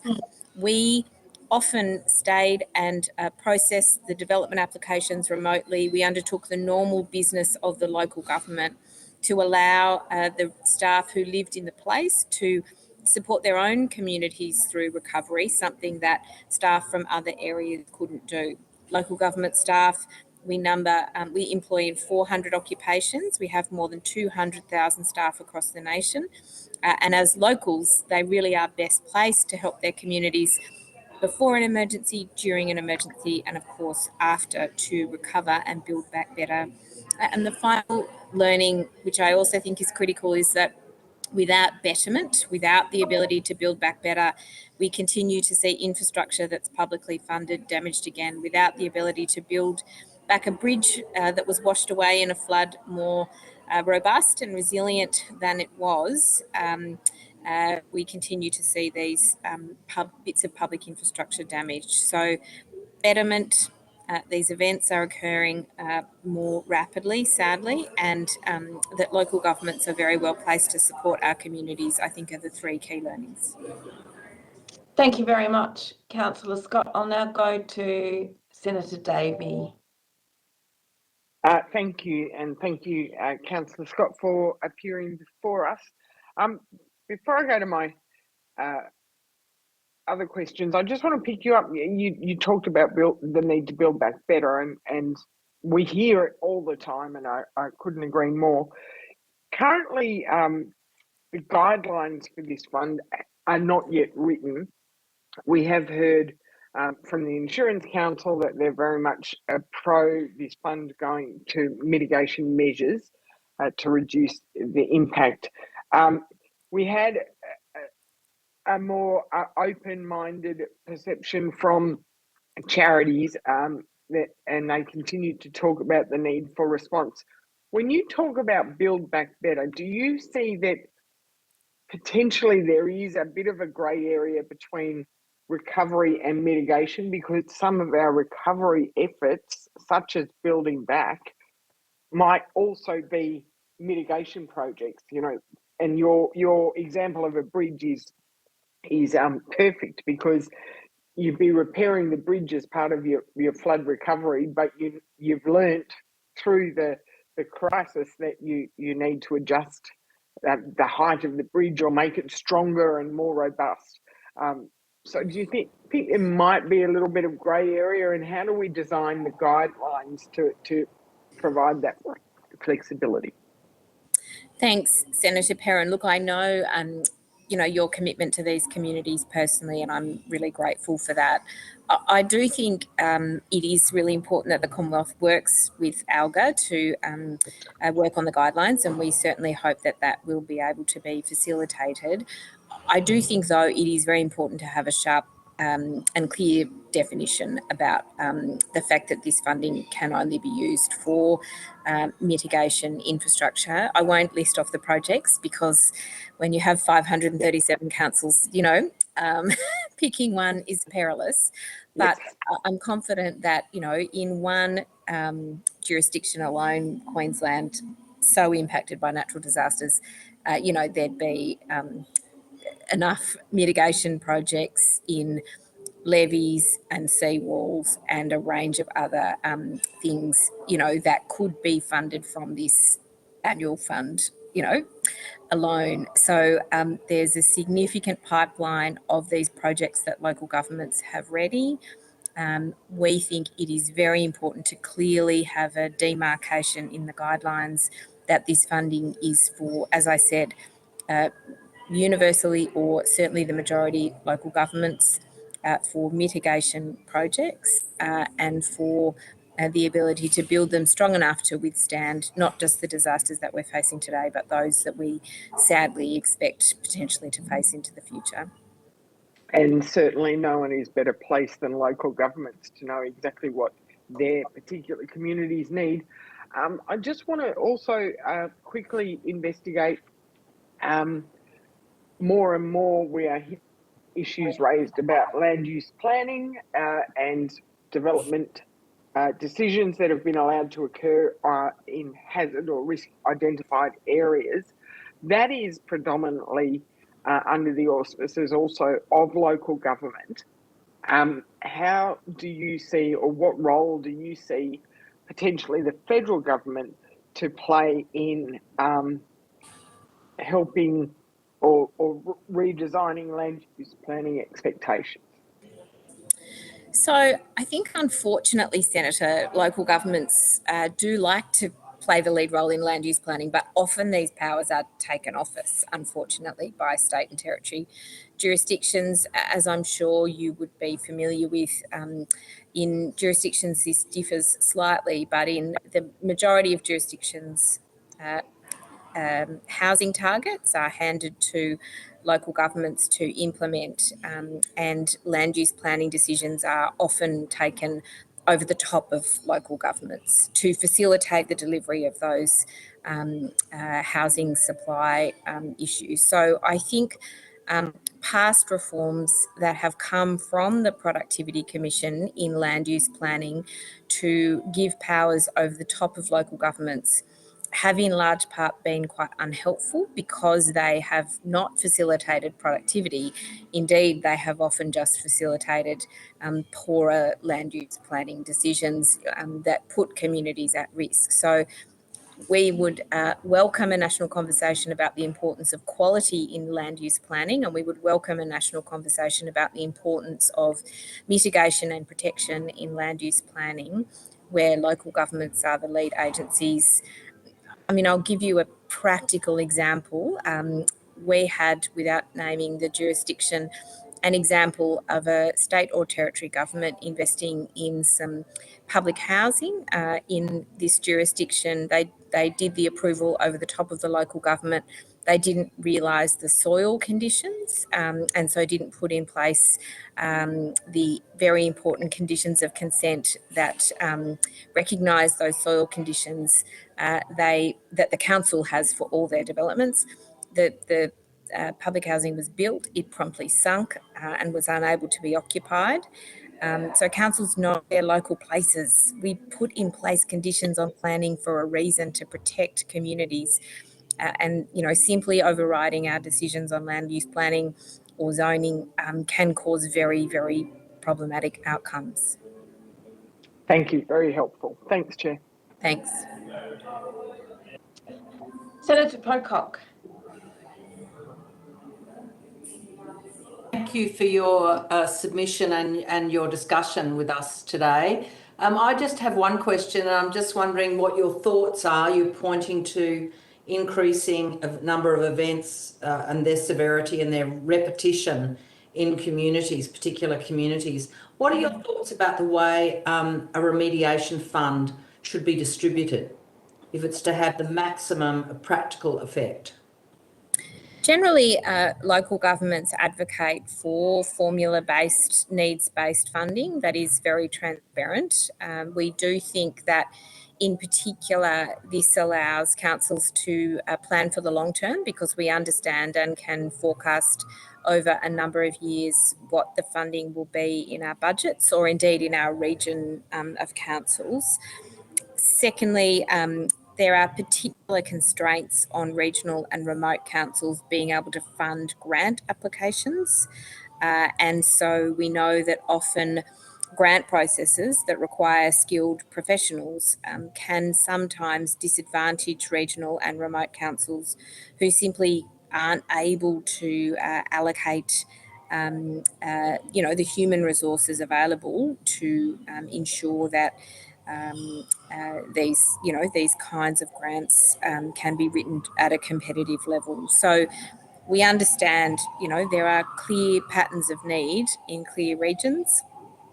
We always advocate for very transparent funding decisions, and broadly in local government, we continue to advocate for Commonwealth funding that is done transparently, either based on a formula to local governments or based on clear parameters for need, so that we don't disadvantage those communities, as I said, who find it difficult to put in grant applications, and we don't see Commonwealth funding going to places where there's less need.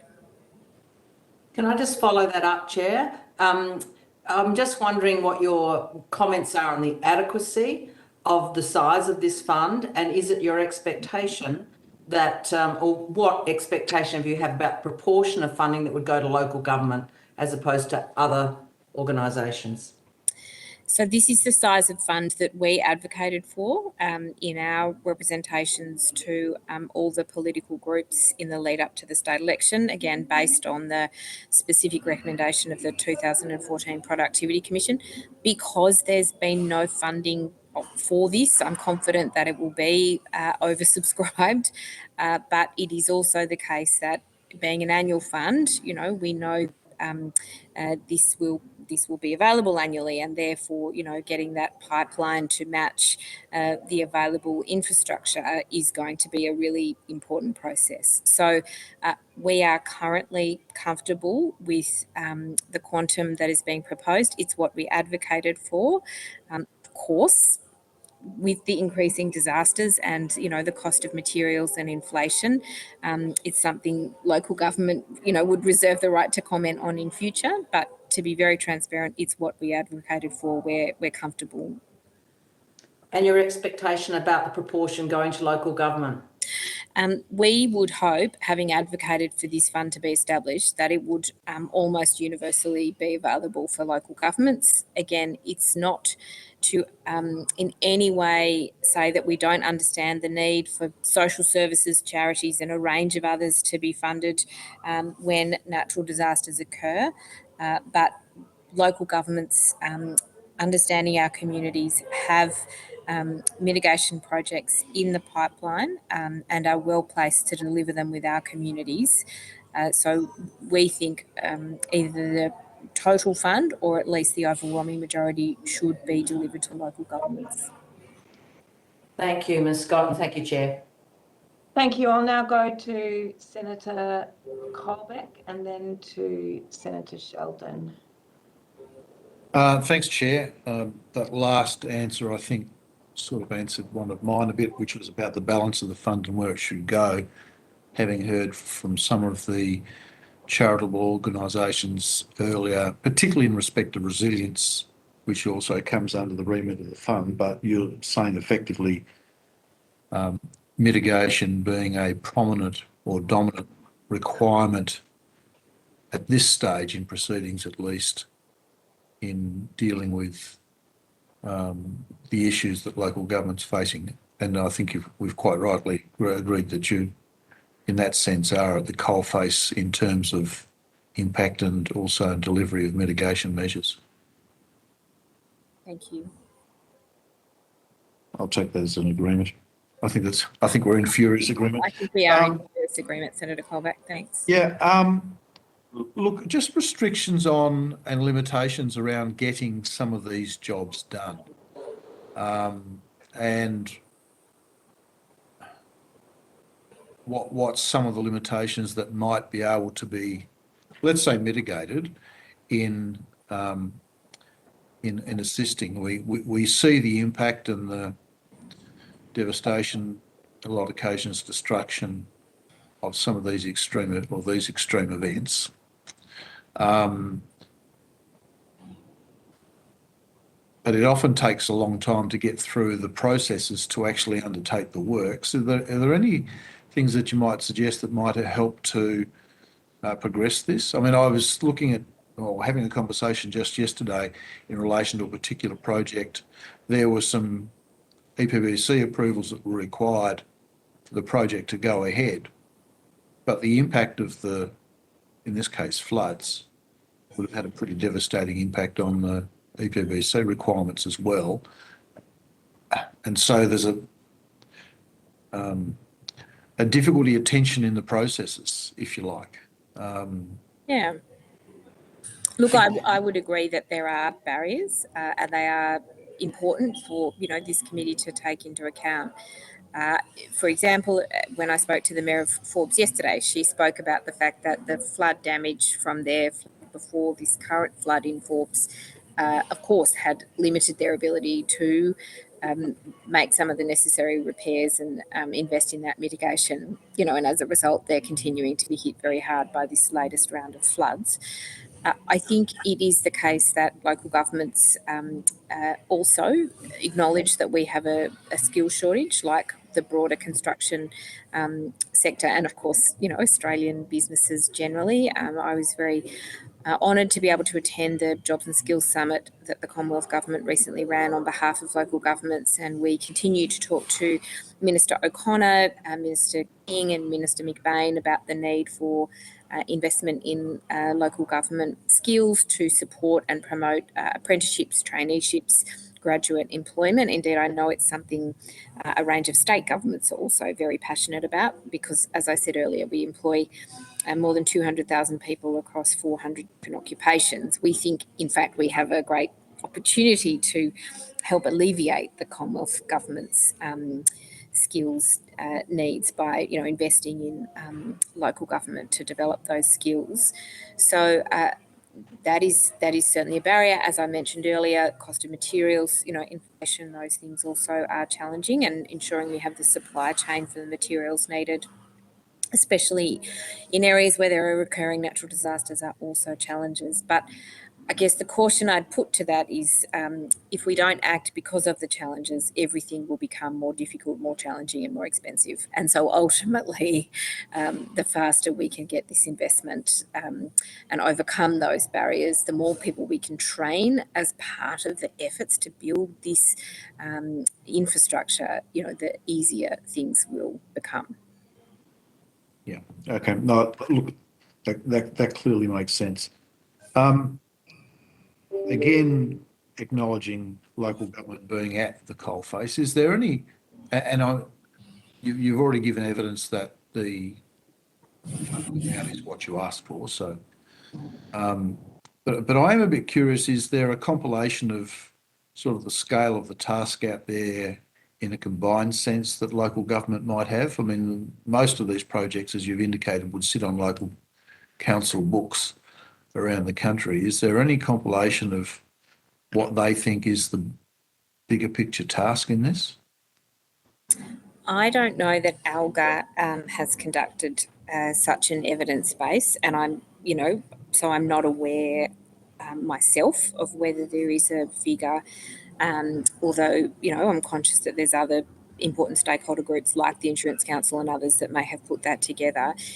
To be frank, Senator, we would welcome a national approach to this because, again, the task of local governments to plan for our own area is very substantial. We try to do that as well as we can with the resources that we have, but a national resilience, an understanding of the cost of applying a resilience lens to Australia's future infrastructure needs is a significant task, and we would welcome a national approach to that question. And yeah, it's difficult for 537 local governments to do, even collectively, whilst we may understand it in different ways for our own areas. It's very likely we have used different methodologies. It's very likely that we have presented them in 4 and 10 year budget cycles that are required in some jurisdictions. In some other state and territories, different budgeting cycles are required from state and territory governments. So it's very likely the information local government has would be difficult to compare. Oh, that goes back again to the evidence that we heard from the insurance sector, that a consistent framework for the data that they're utilising and comparing would be useful. So, look, one last question. Again, thanks for your evidence today, and thanks, Chair. What role would you like to see local government playing in this process that's being structured now, and how do you see that being facilitated?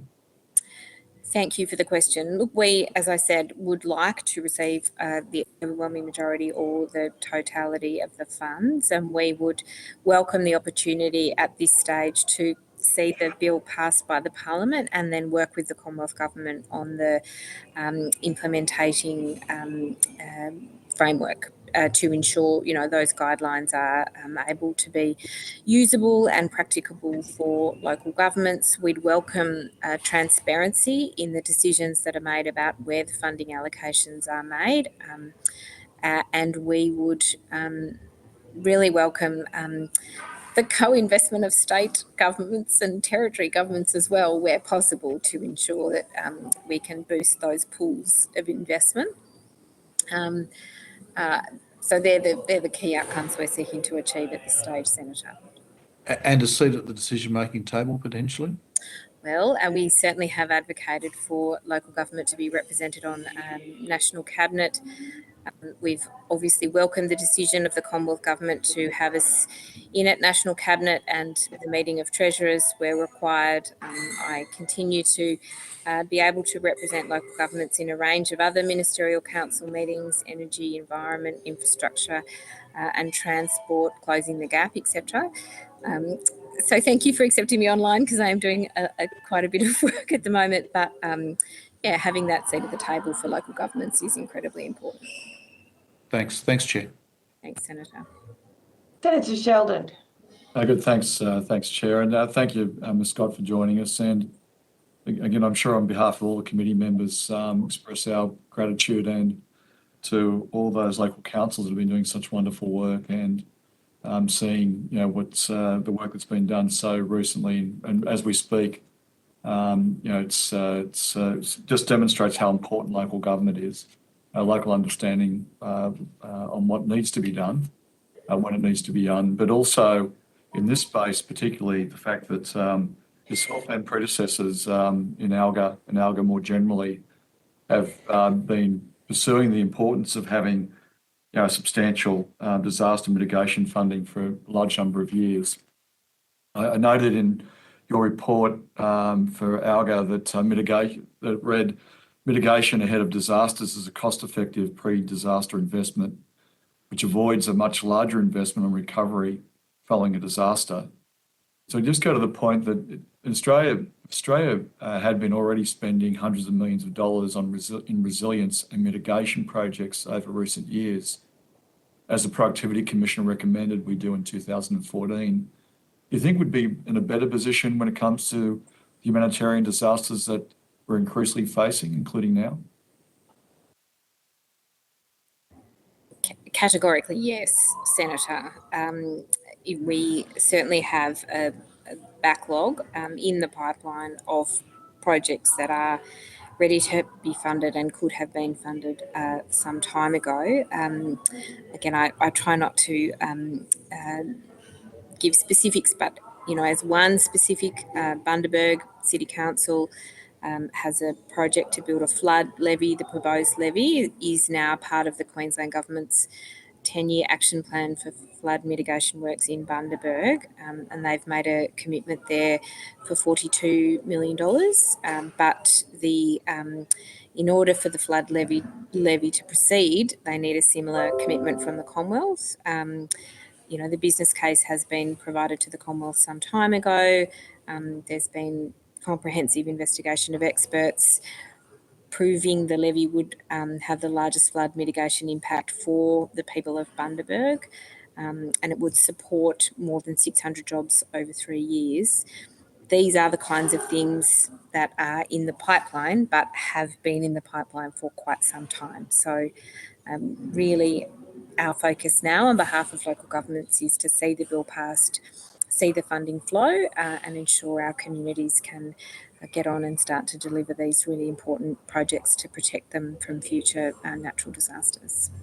Thank you for that example. Have you got some more examples, just either generally or specifically, of the sort of work that could be carried out and could have been carried out so far? So the City of Port Lincoln in South Australia is also seeking additional funding for upgrading stormwater networks to mitigate flooding of the CBD. They're making the case for $4.7 million of funding to offset potential damage of a $2.9 million average annual cost. So we can see, that this project would be reaping benefits in 2 years of the cost.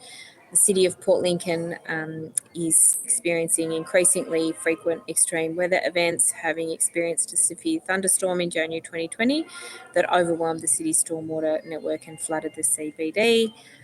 It has a very comprehensive stormwater management plan.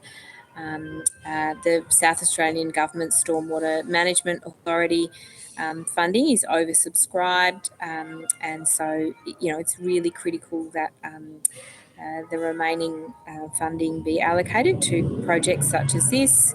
And we know, this figure was created in 2017. It's likely to have increased by now, but so are the benefits likely to have increased as a result.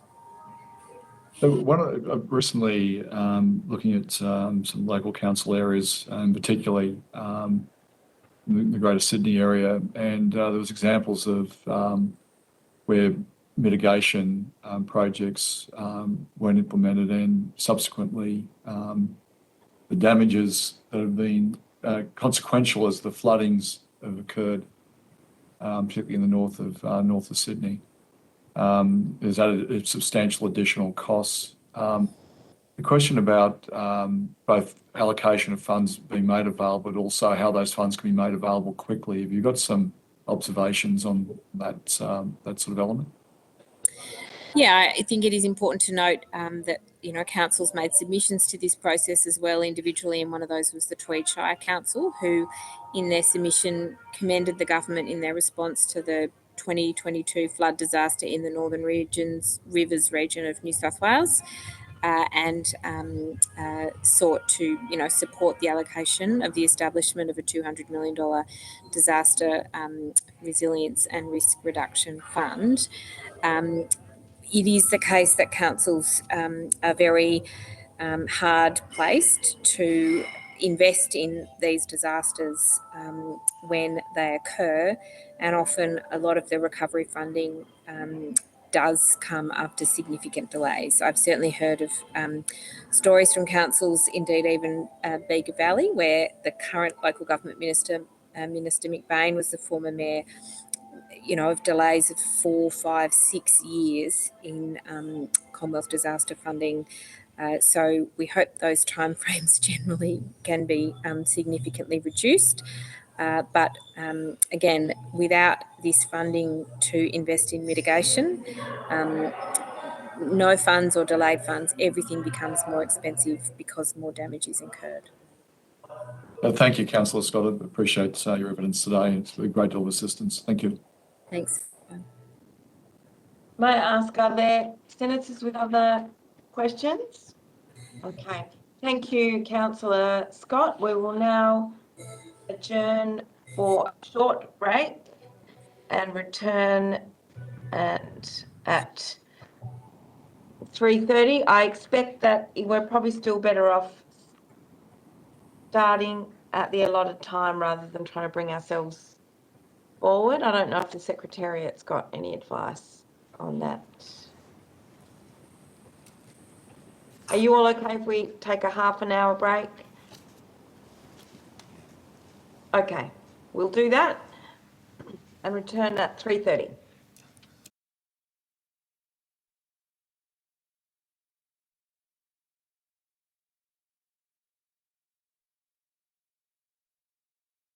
Finance, the Future Fund Management Agency, the Department of Home Affairs, and the National Emergency Management Agency.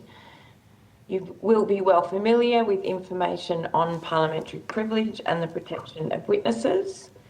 And as I understand it, the Senate committee's information around giving evidence has been provided to you. I remind senators that the Senate has resolved that an officer of a department of the Commonwealth or of a state shall not be asked to give opinions on matters of policy and shall be given a reasonable opportunity to refer questions asked of the officer to superior officers or to a minister. This resolution prohibits only questions asking for opinions on matters of policy and does not preclude questions asking for explanations of policies or factual questions about when and how they were adopted. Officers of the department are also reminded that any claim it would be contrary to the public interest to answer a question must be made by a minister and should be accompanied by a statement setting out the basis for the claim. I'd now like to invite officials for the record to please state your full name and the capacity in which you appear. I understand we've got one witness from the Future Fund online and 6 in the room. And so perhaps we might start with the Future Fund, then the Department of Finance, then the Department of Home Affairs, and then the National Emergency Management Agency. Thank you, Chair. So, my name's Cameron Price. I'm the General Counsel and Chief Risk Officer at the Future Fund Management Agency. Thank you. Department of Finance. Nathan Williamson, Deputy Secretary, Governance and Resource Management. Scott Dilly, First Assistant Secretary, Governance Division. Neil Robertson, Assistant Secretary, Governance Division. and Kendra Maroney, First Assistant Secretary, Strategy Division, Department of Home Affairs. Sally Hill, Assistant Secretary of Legislation, Department of Home Affairs. Good afternoon, Hannah Wandel. I'm the Acting First Assistant Coordinator General at the National Emergency Management Agency.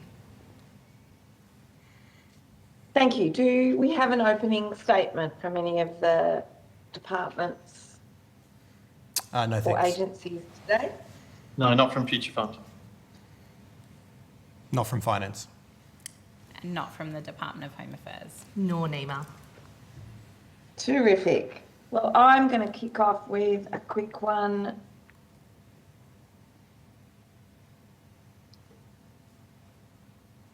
Can I ask Home Affairs and the National Emergency Management Agency, what's the role of the department in emergency management currently? To contextualise, we can all see there's a lot going on as far as very significant environmental disasters around the country at the moment. What's the official role and what's happening practically at the moment? So Kendra Maroney, First Assistant Secretary, Strategy Division. So just in response to your question, Senator, as you'd all be aware, NEMA was stood up officially on 1 September, and that brought in NRA, the previous agency, combined with Emergency Management Australia. And as you'd be aware, Emergency Management Australia was obviously part of the Home Affairs portfolio prior to that 1 September merge. So post 1 September, when we talk about the department holistically, our role is more of that strategy and policy in relation to emergency management. So really looking at resilience writ large and what does Australia need in terms of policy, capability and legislation. And then in terms of the operations and some of the policy in relation to things like grants, etc., that's obviously executed by NEMA. Did you want to add anything to that, Hannah? Thanks, Kendra, and thanks, Senator. That's exactly right. So National Emergency Management Agency established on the 1st of September, and we really are focused on the end-to-end disaster management continuum. So looking at the continuum from prevention and preparation for disaster events through to response and recovery, and really importantly through to disaster risk reduction.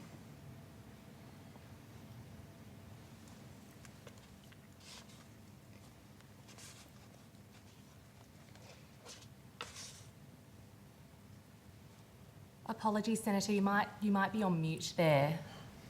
Thank you, my apologies. What have departments and agencies learned over the last few years, noting the number of significant disasters that we have had, that government is looking to incorporate into the Disaster Ready Fund? Thanks, Senator. I think over the last few years we have seen compounding disaster events in Australia.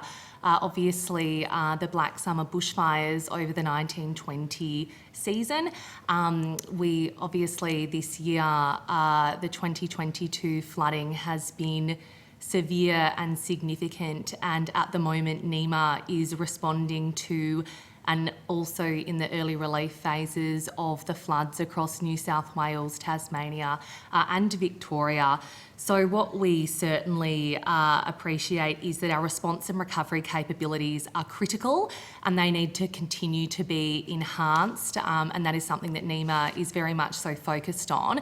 But it's also incredibly important to ensure that we're embedding disaster risk reduction principles into what we do, making sure that disaster risk reduction and really mitigation is at the core of NEMA and our important work. We are guided by Australia's National Disaster Risk Reduction Framework, so our domestic implementation of the Sendai Framework, our UN international guidance, and it's incredibly important in this context that we ensure that we are focusing on reducing current disaster risks, but also making sure that we're stopping new risks from emerging. And that can include governance, it can include better understanding of disaster risks, but it can also include infrastructure investment as well, which are principles embedded through the design of the Disaster Ready Fund.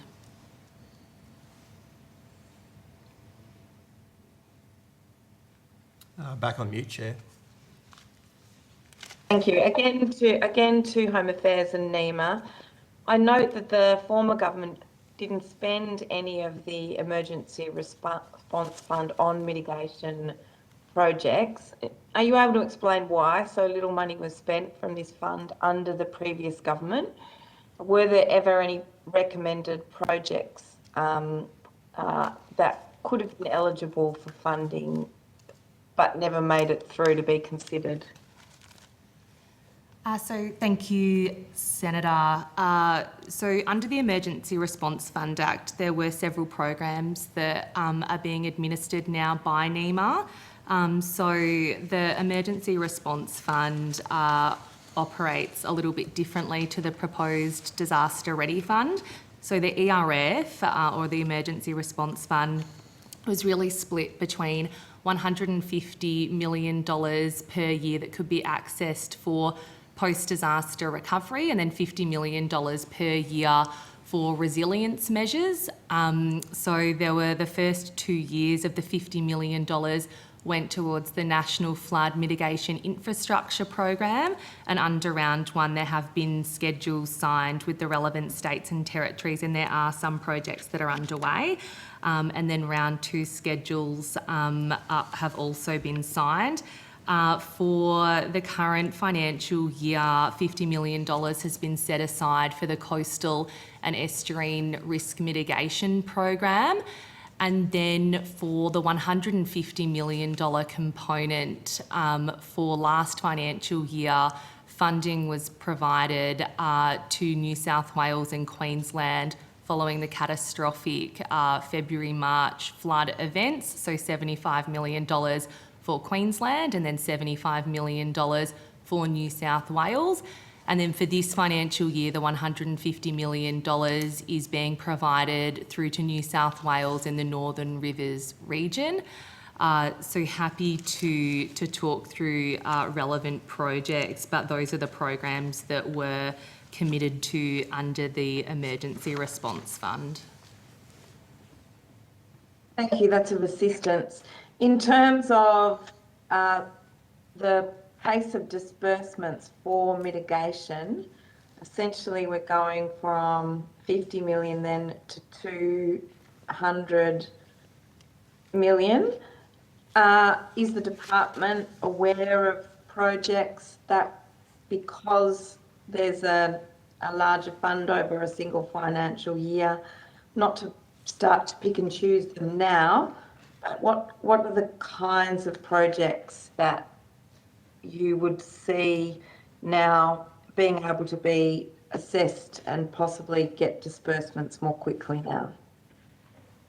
Thank you, Chair. So we'll be going through a process of designing a set of guidelines in line with the Commonwealth Grant Rules and Guidelines and the PGPA Act. So those guidelines will determine which types of projects and initiatives will be able to be funded under the Disaster Ready Fund, but it's very likely underneath the bill that the types of projects that can be funded will include infrastructure projects, so grey but also green and blue infrastructure projects, as well as systemic disaster risk projects, so planning, governance projects, important community resilience projects to support that disaster risk reduction and mitigation element that is critically important. So that the $200 million will be guided by those guidelines, likely in consultation with the states and territories.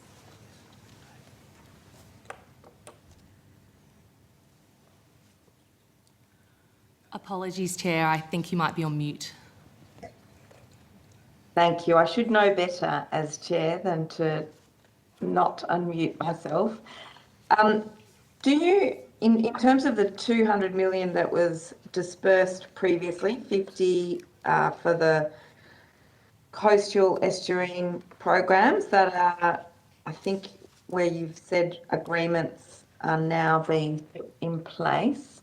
The $150 million that was dispersed for recovery, that's pretty much can you characterise how much that money that is relative, and maybe I need to ask this to finance, relative to the overall expenditure from within Home Affairs or the National Emergency Organisation on disasters?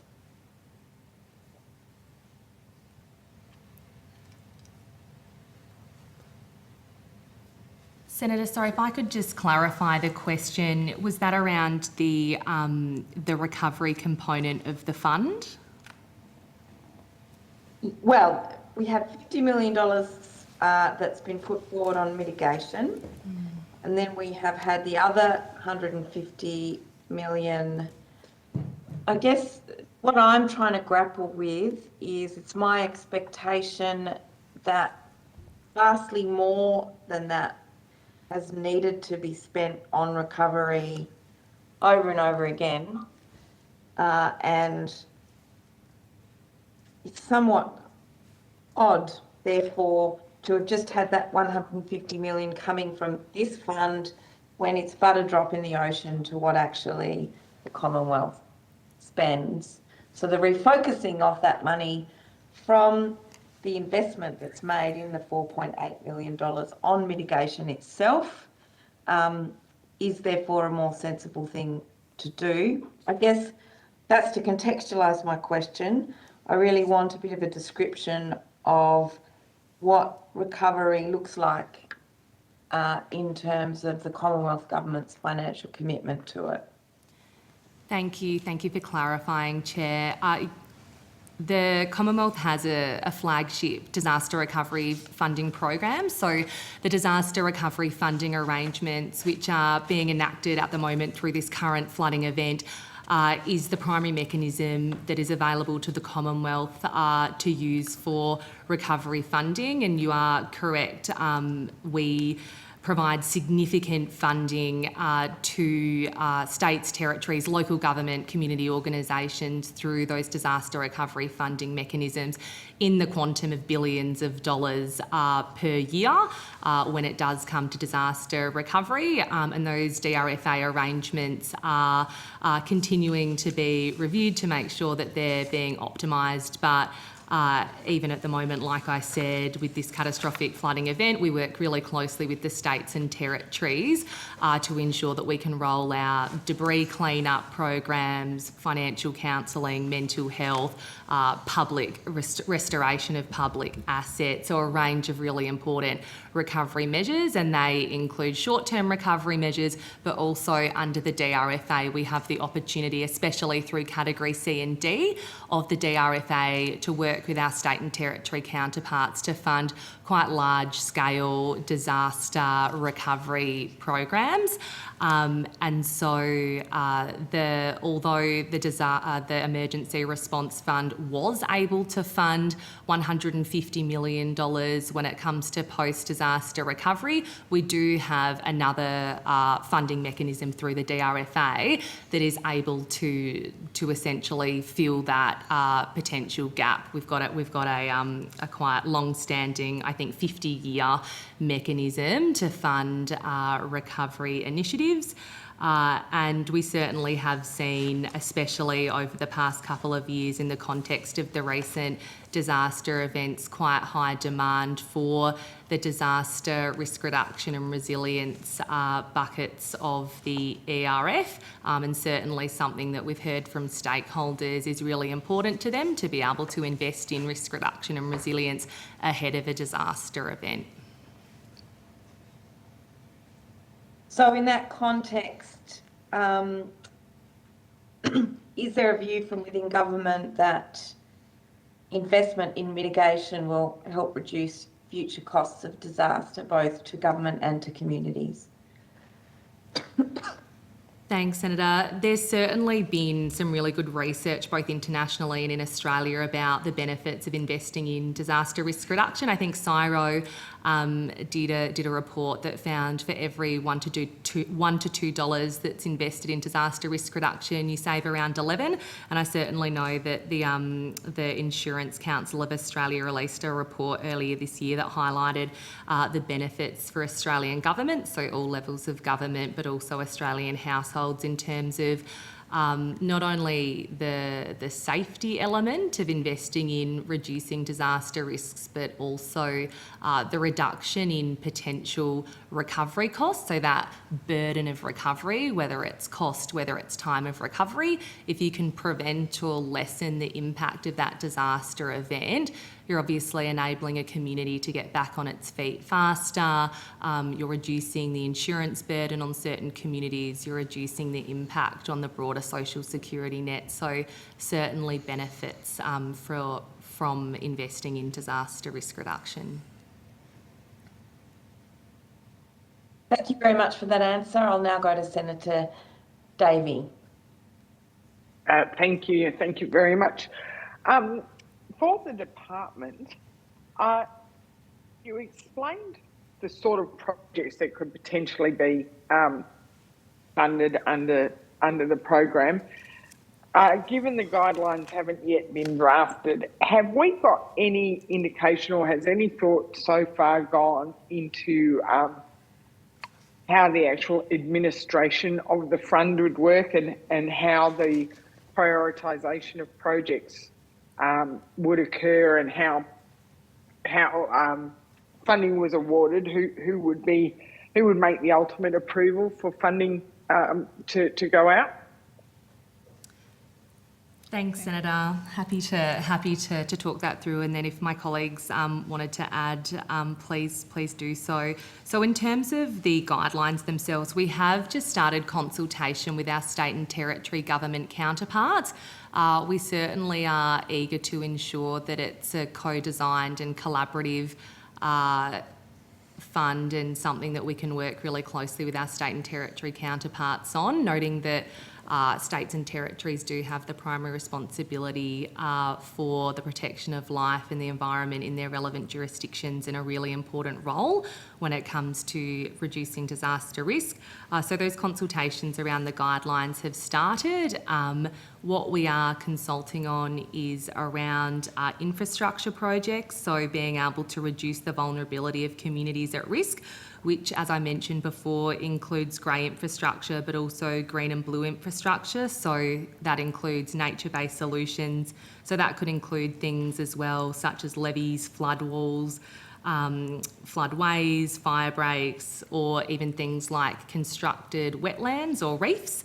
And then also systemic risk reduction projects, which would improve the quality of the response to future disasters. So that could include investments in things such as early warning systems or databases, projects that would update national standards. A lot of the time we are seeing that certain councils or regions are also in need of being able to undertake risk assessments before they can undertake infrastructure projects, so supporting them to do that, as well as incentivising private investment and, where required, community resilience projects. And we know that we are very much so eager to work with organisations such as the Red Cross around this fund, because there are some really important community resilience projects that could be funded through the DRF.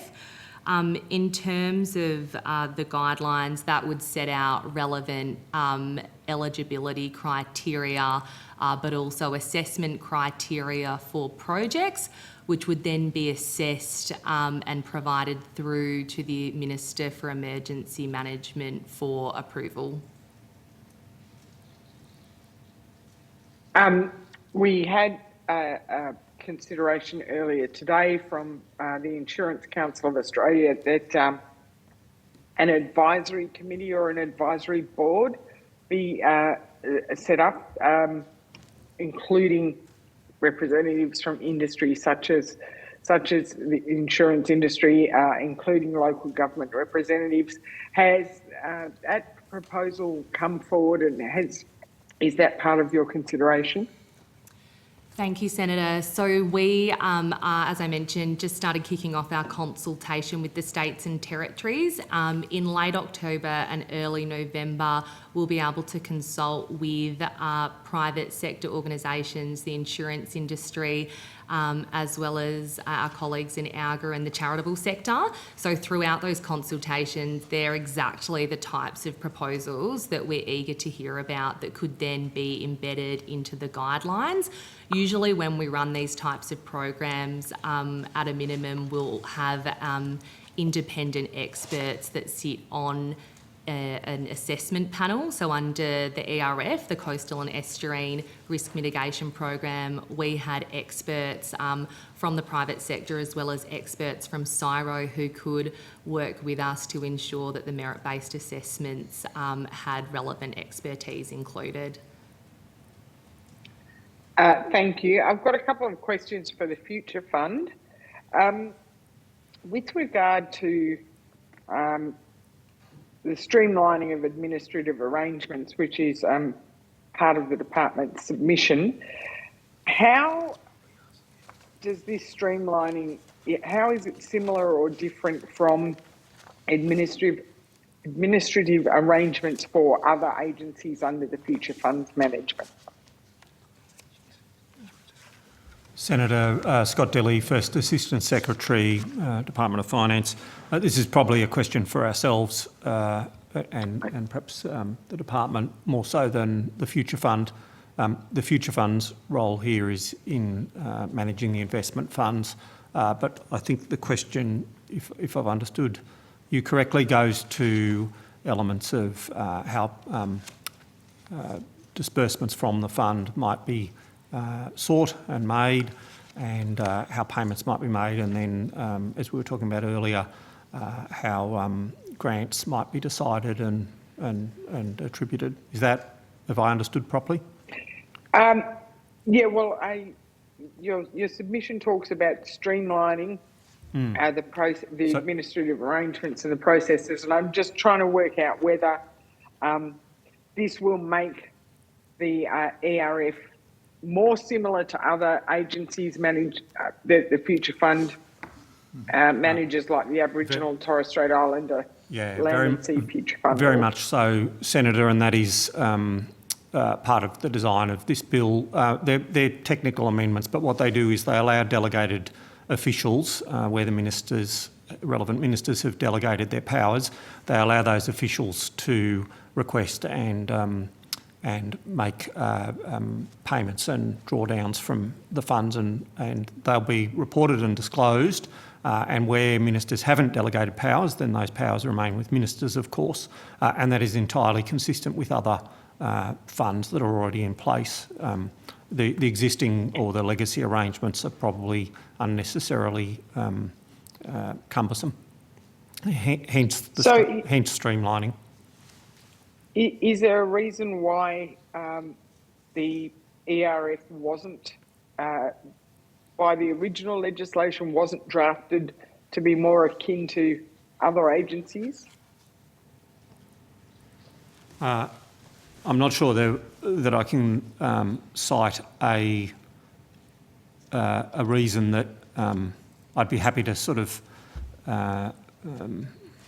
uphold, I suppose. I think it's overly complicated in the current form and unnecessarily onerous on ministers. In practice, what happens is that correspondence is exchanged between ministers, but the usual mechanisms between departmental officials support that, and those mechanisms are typically delegated to officials with other funds and arrangements. And so what we're doing with this bill is mirroring common practice and removing the need for ministers to exchange correspondence.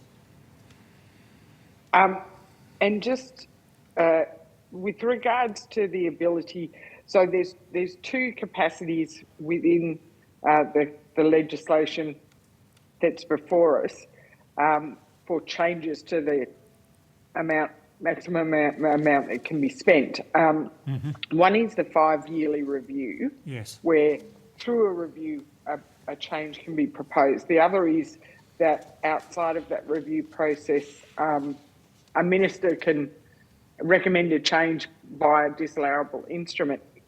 Is there a reason why these are two separate things, or is there a link there that I'm missing?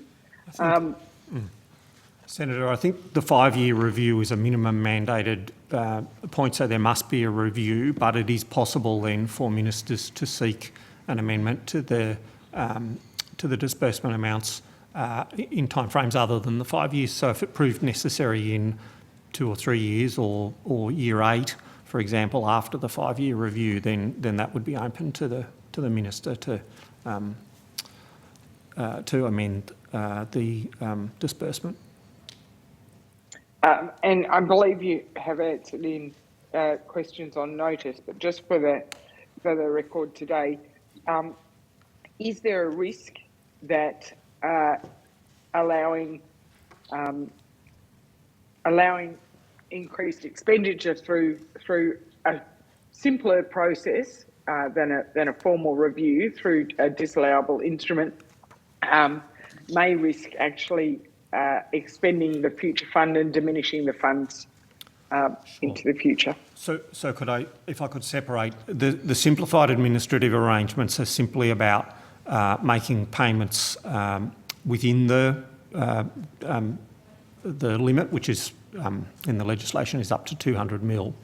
So 200 million. So the officials do not have the authority to amend that $200 million limit.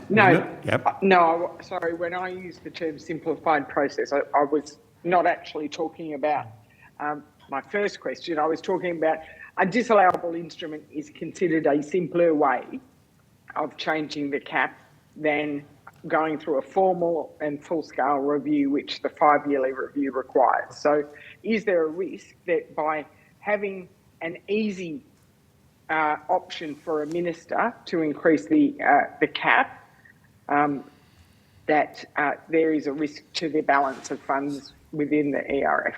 Yeah. So, Minister, I think there is still parliamentary oversight. Sorry, Senator, there is still parliamentary oversight through that disallowable instrument mechanism, and it's open to the Parliament to test the minister's recommendation that the amount be amended. And if necessary, disallow that instrument if the Parliament was not persuaded that the minister's proposal was sound. And that could include consideration of the sustainability of the fund, of course. Senator Nathan Williamson from Finance. I'll just add to my colleague's answer that the 5-year review, or if the occasion came to amend the disbursement outside that 5-year period, the process will still be the same in terms of ministers having to consult with the Emergency Management Minister, the Future Fund, to ensure that the fund can continue to meet its investment mandate and accommodate a different drawdown schedule.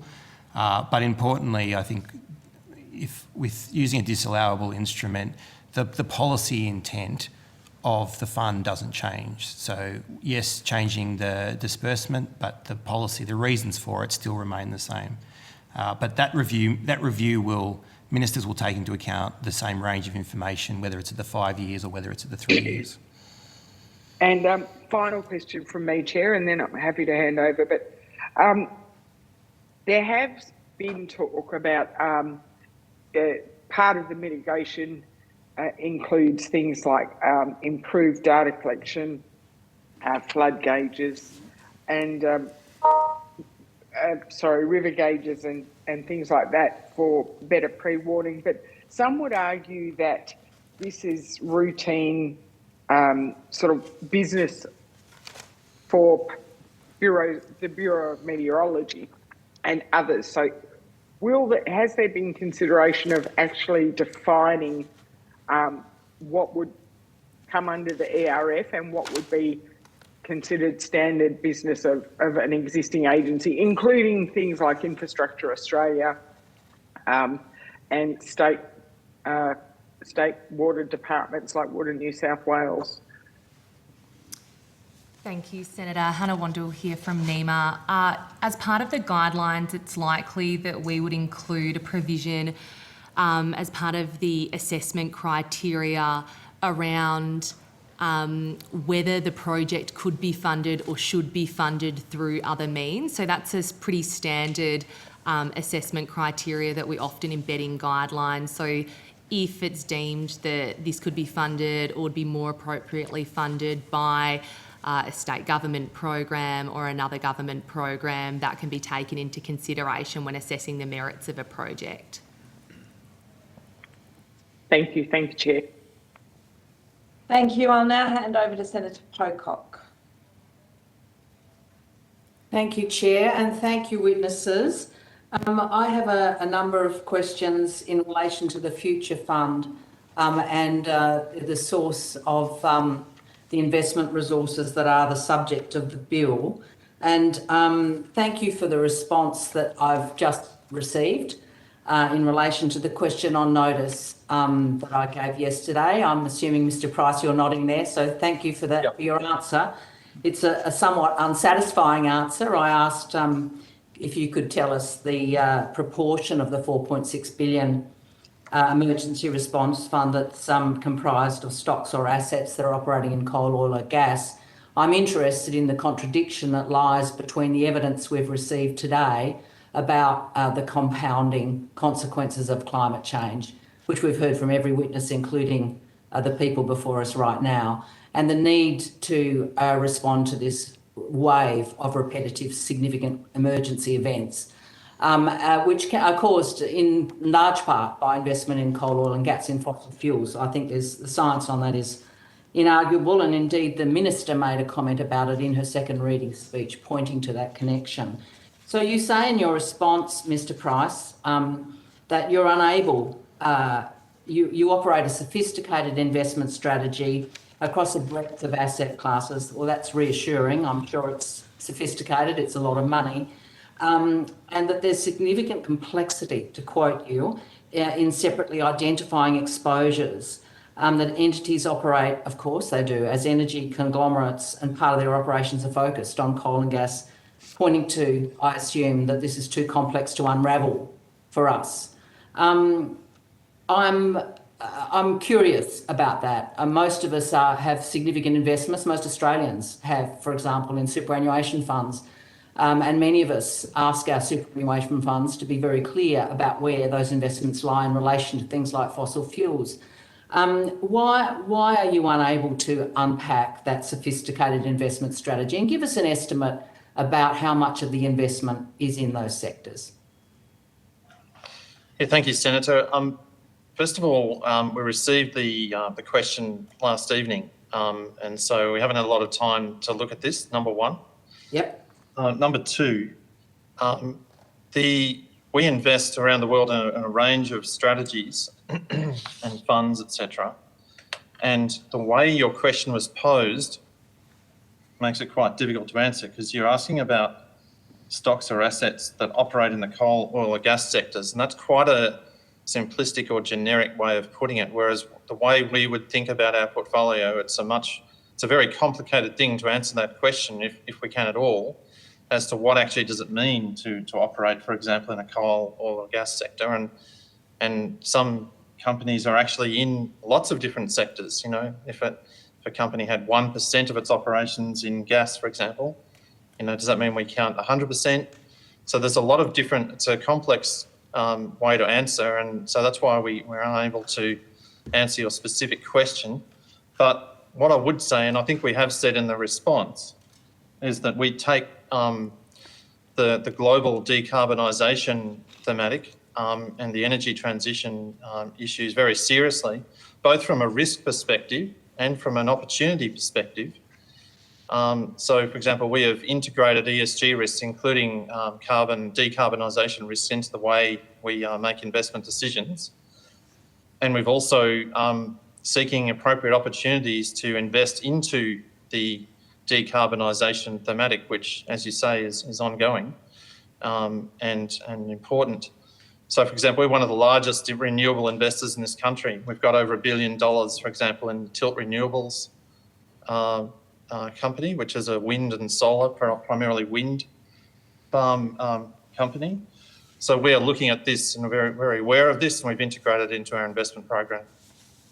Thank you, Mr. Price, and that's commendable. I thoroughly endorse that, and I'm sure many Australians would. And thank you also for your recommendation that you will need further time to respond to a question and give me more detail. I'd like to give notice that I'll be back to you to seek to give you more time, and clearly estimates is an opportunity for further discussion. Can you help me out here? What phrasing of question would assist an Australian taxpayer to understand what proportion of fossil fuel investment forms a part of the fund that is generating the resources towards this bill? I think I'd prefer if we took that offline, because that probably needs to be a discussion in more detail that I'm not equipped for immediately. I'm more equipped to talk about the bill and the implications of the bill, but I think if we were to take that offline and to phrase your quan. Let's come back then. I'd like to take up that opportunity for that discussion. Thank you.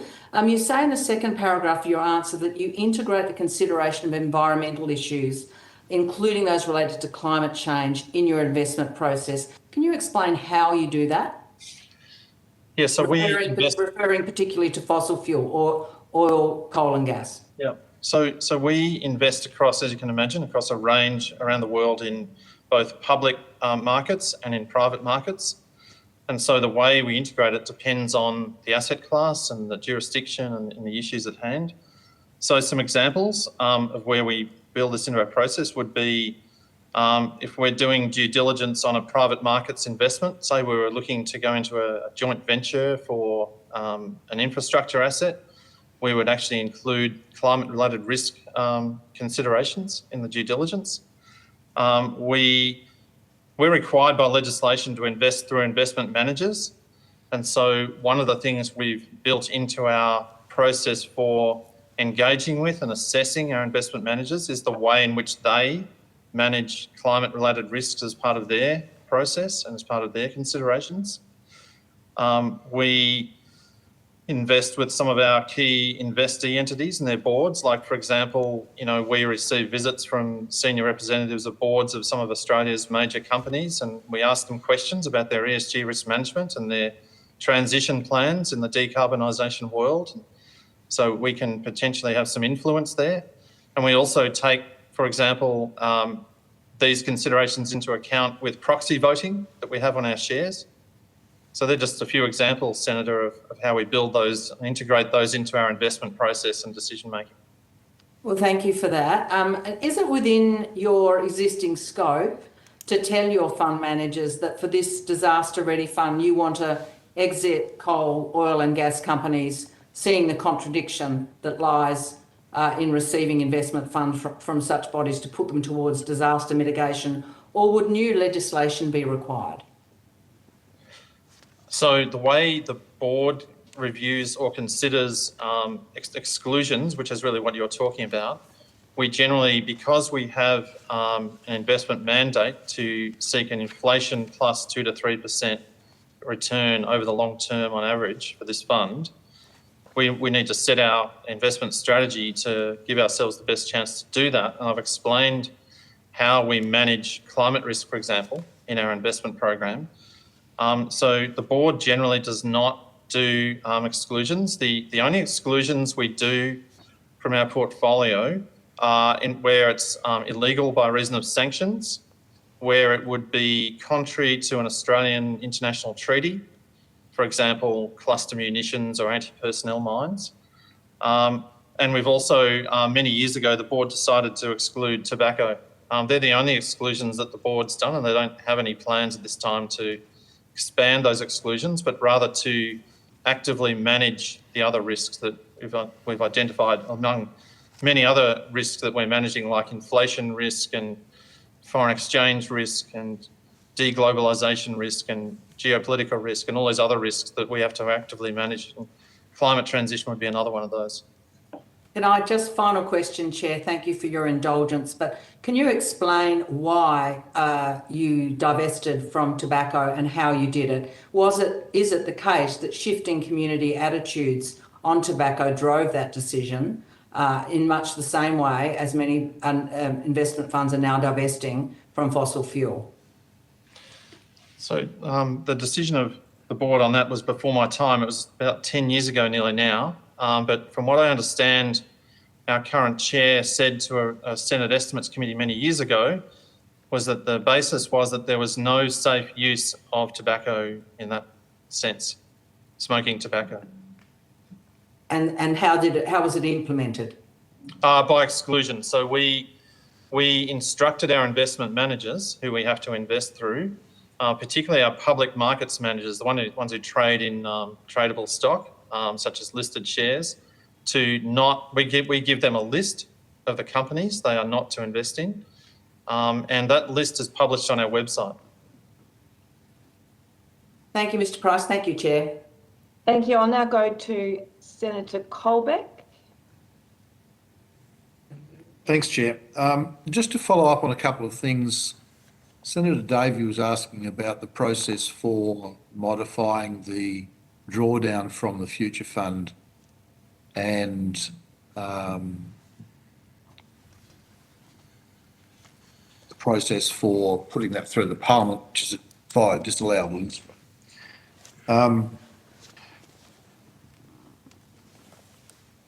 The ministers are required to consult with the Future Fund board as to the impacts of that in relation to the drawdown, and also not impacting on the board's ability to comply with obligations under the Act. Is there anything, this is a question for the Future Fund, is there anything in your processes that would prevent that advice from being published? I think that would be a matter for the minister and whatever the parliamentary rules are, but I don't believe, well, I'm not sure the answer to that, to be honest, but... Well, if you could take on notice if there's anything in the legislative... Senator Scott Dilley, First Assistant Secretary, Governance Division for Finance. I think that's, I'll allow my colleague, Mr Price, just to consider that, but the proposal is, in the amended legislation, is for the Minister to consult with the Future Fund on a proposal to change the disbursement amount and then to provide that, execute on that through a disallowable instrument to the Parliament. So the mechanism we envisage is that the Parliament would test that disallowable instrument with the Minister as it was presented, and through that disallowable instrument period be able to consider whether to accept it and allow the amendment or to reject the disallowable instrument. In terms of whether there was anything that the Future Fund might need to consider, should the Minister choose to table that material, that would go to perhaps commercial insensitive, or whether it prejudiced the investment objectives and strategy of the Future Fund, and that might be a consideration for the Future Fund. But I think the more pertinent or more immediate question would be the Minister bringing the disallowable instrument to the Parliament, and that's the mechanism for amending the disbursement amount. I understand the process. That's not my question, though. My question is whether or not there's anything, and I'm happy for the question to be taken on notice, is whether there's anything in the Future Funds process that would inhibit the advice being published. And I acknowledge that from a governance perspective that it may be within the purview of the Minister to decide to publish it or not, but I don't want a situation down the track where he says, oh, the Future Funds process says I can't. And to be frank, at the end of the day, one of the questions that the Parliament would like to ask would be, does the decision made by the Minister impede any of the requirements of the Future Fund? And the test of that question will be the tabling of the documents or of the advice. And so there's no provision for the automatic tabling of the advice at this point in time under the processes that we have. And so the Parliament's capacity to test the disallowable instrument is restricted by the fact that that advice isn't automatically available. So I'm just looking at what the impediments other than the minister's decision might be for the publishing of the advice. Thank you, Senator. I understand that question. Perhaps we take that on notice, as you've suggested. Okay, I'm happy for both the department and the Future Fund to take that on notice. Thank you. Thank you, Senator. Because it is a critical point at the end of the day, particularly in the out of cycle decision to change the amount. Yes. Okay, thank you. Just now back to the department, the timeline for the guidelines for allocation of funding under the new fund. Can you give us a timeline on that? Thank you, Senator. Hannah Wandel here from NEMA. At the moment, we're hoping to be able to publish the guidelines in early 2023, so hopefully January, but that's obviously dependent on relevant consultation with our state and territory colleagues, private sector, insurers, and the charitable sector as well, and our government processes, but looking to publish them early in the new year. Okay, fine. So that consultation process that you talked about earlier, going to the states first, then private sector and others, forms the development of those grant funding guidelines under the ARF. That's right, Senator. We are really eager to make sure that the Disaster Ready Fund has the input from a range of different sectors. We are also working with our state and territory colleagues to seek co-contributions, so funding matching on projects unless there is an exemption. So working with the states and territories is an important success factor for the guidelines and the fund more broadly. That's a beautifully intuitive answer, because that was going to be my next question, because the Productivity Commission report recommended matched funding. Have any states agreed to a matched funding process yet, or is that still where you're heading to on the consultations? That's where we're heading on the consultations, but we've been quite transparent and open with our state and territory colleagues around that, and through a range of other government grant programs we require 50% co-contributions, and so far our consultations have been quite positive. I think a lot of the states and territories are with us when it comes to investing in disaster risk reduction. I think many stakeholders really understand the importance of investing in disaster resilience, but that is a process that we'll work through throughout the guidelines, and also would be a requirement when relevant states and territories put in their funding applications. So they would need to meet the requirements of a co-contribution if that ultimately is a requirement in the guidelines. Okay, so there is a consideration of a ratio of funding within the development of the guidelines already. Any requirement for local government? At the moment, we are working with the state governments around the funding going to state and territory governments, but the way the guidelines could be developed, and something that we're talking with our state and territory and local government counterparts about, would be states being able to take applications from councils within their relevant jurisdictions, and the states may work with local councils on co-contributions. So the states may require a co-contribution requirement from councils, but this would all be worked through in the guidelines process. Okay, and but those parameters haven't yet been finalised? No, they haven't been finalised. But if you look at the wording of the Productivity Commission report, it says matched. So on that basis, going in, we would be talking about a 50-50 funding process. That's right, Senator. There is a desire to have the funding matched. You are right. There has been several reports around, if we were able to have a $2 billion contribution over the next 5 years, that would create significant resilience across Australia. So if we are able to work with our state and territory colleagues, or it might also be with our local government colleagues, to match the fund 50-50, to enable $400 million per year to be invested in disaster risk reduction, that would certainly be a positive thing for building disaster resilience. Okay. Thanks, Chair. Thank you, Senator Colbeck. Senator Sheldon. It's okay, Chair. I have no further questions. Are there any questions from other senators? If not, we have the opportunity to adjourn a little earlier. I know you're all incredibly busy with all the numerous disasters happening around Australia. I wish you all the best for the effective management and support of Australian communities, and I think that's on behalf of all senators here today.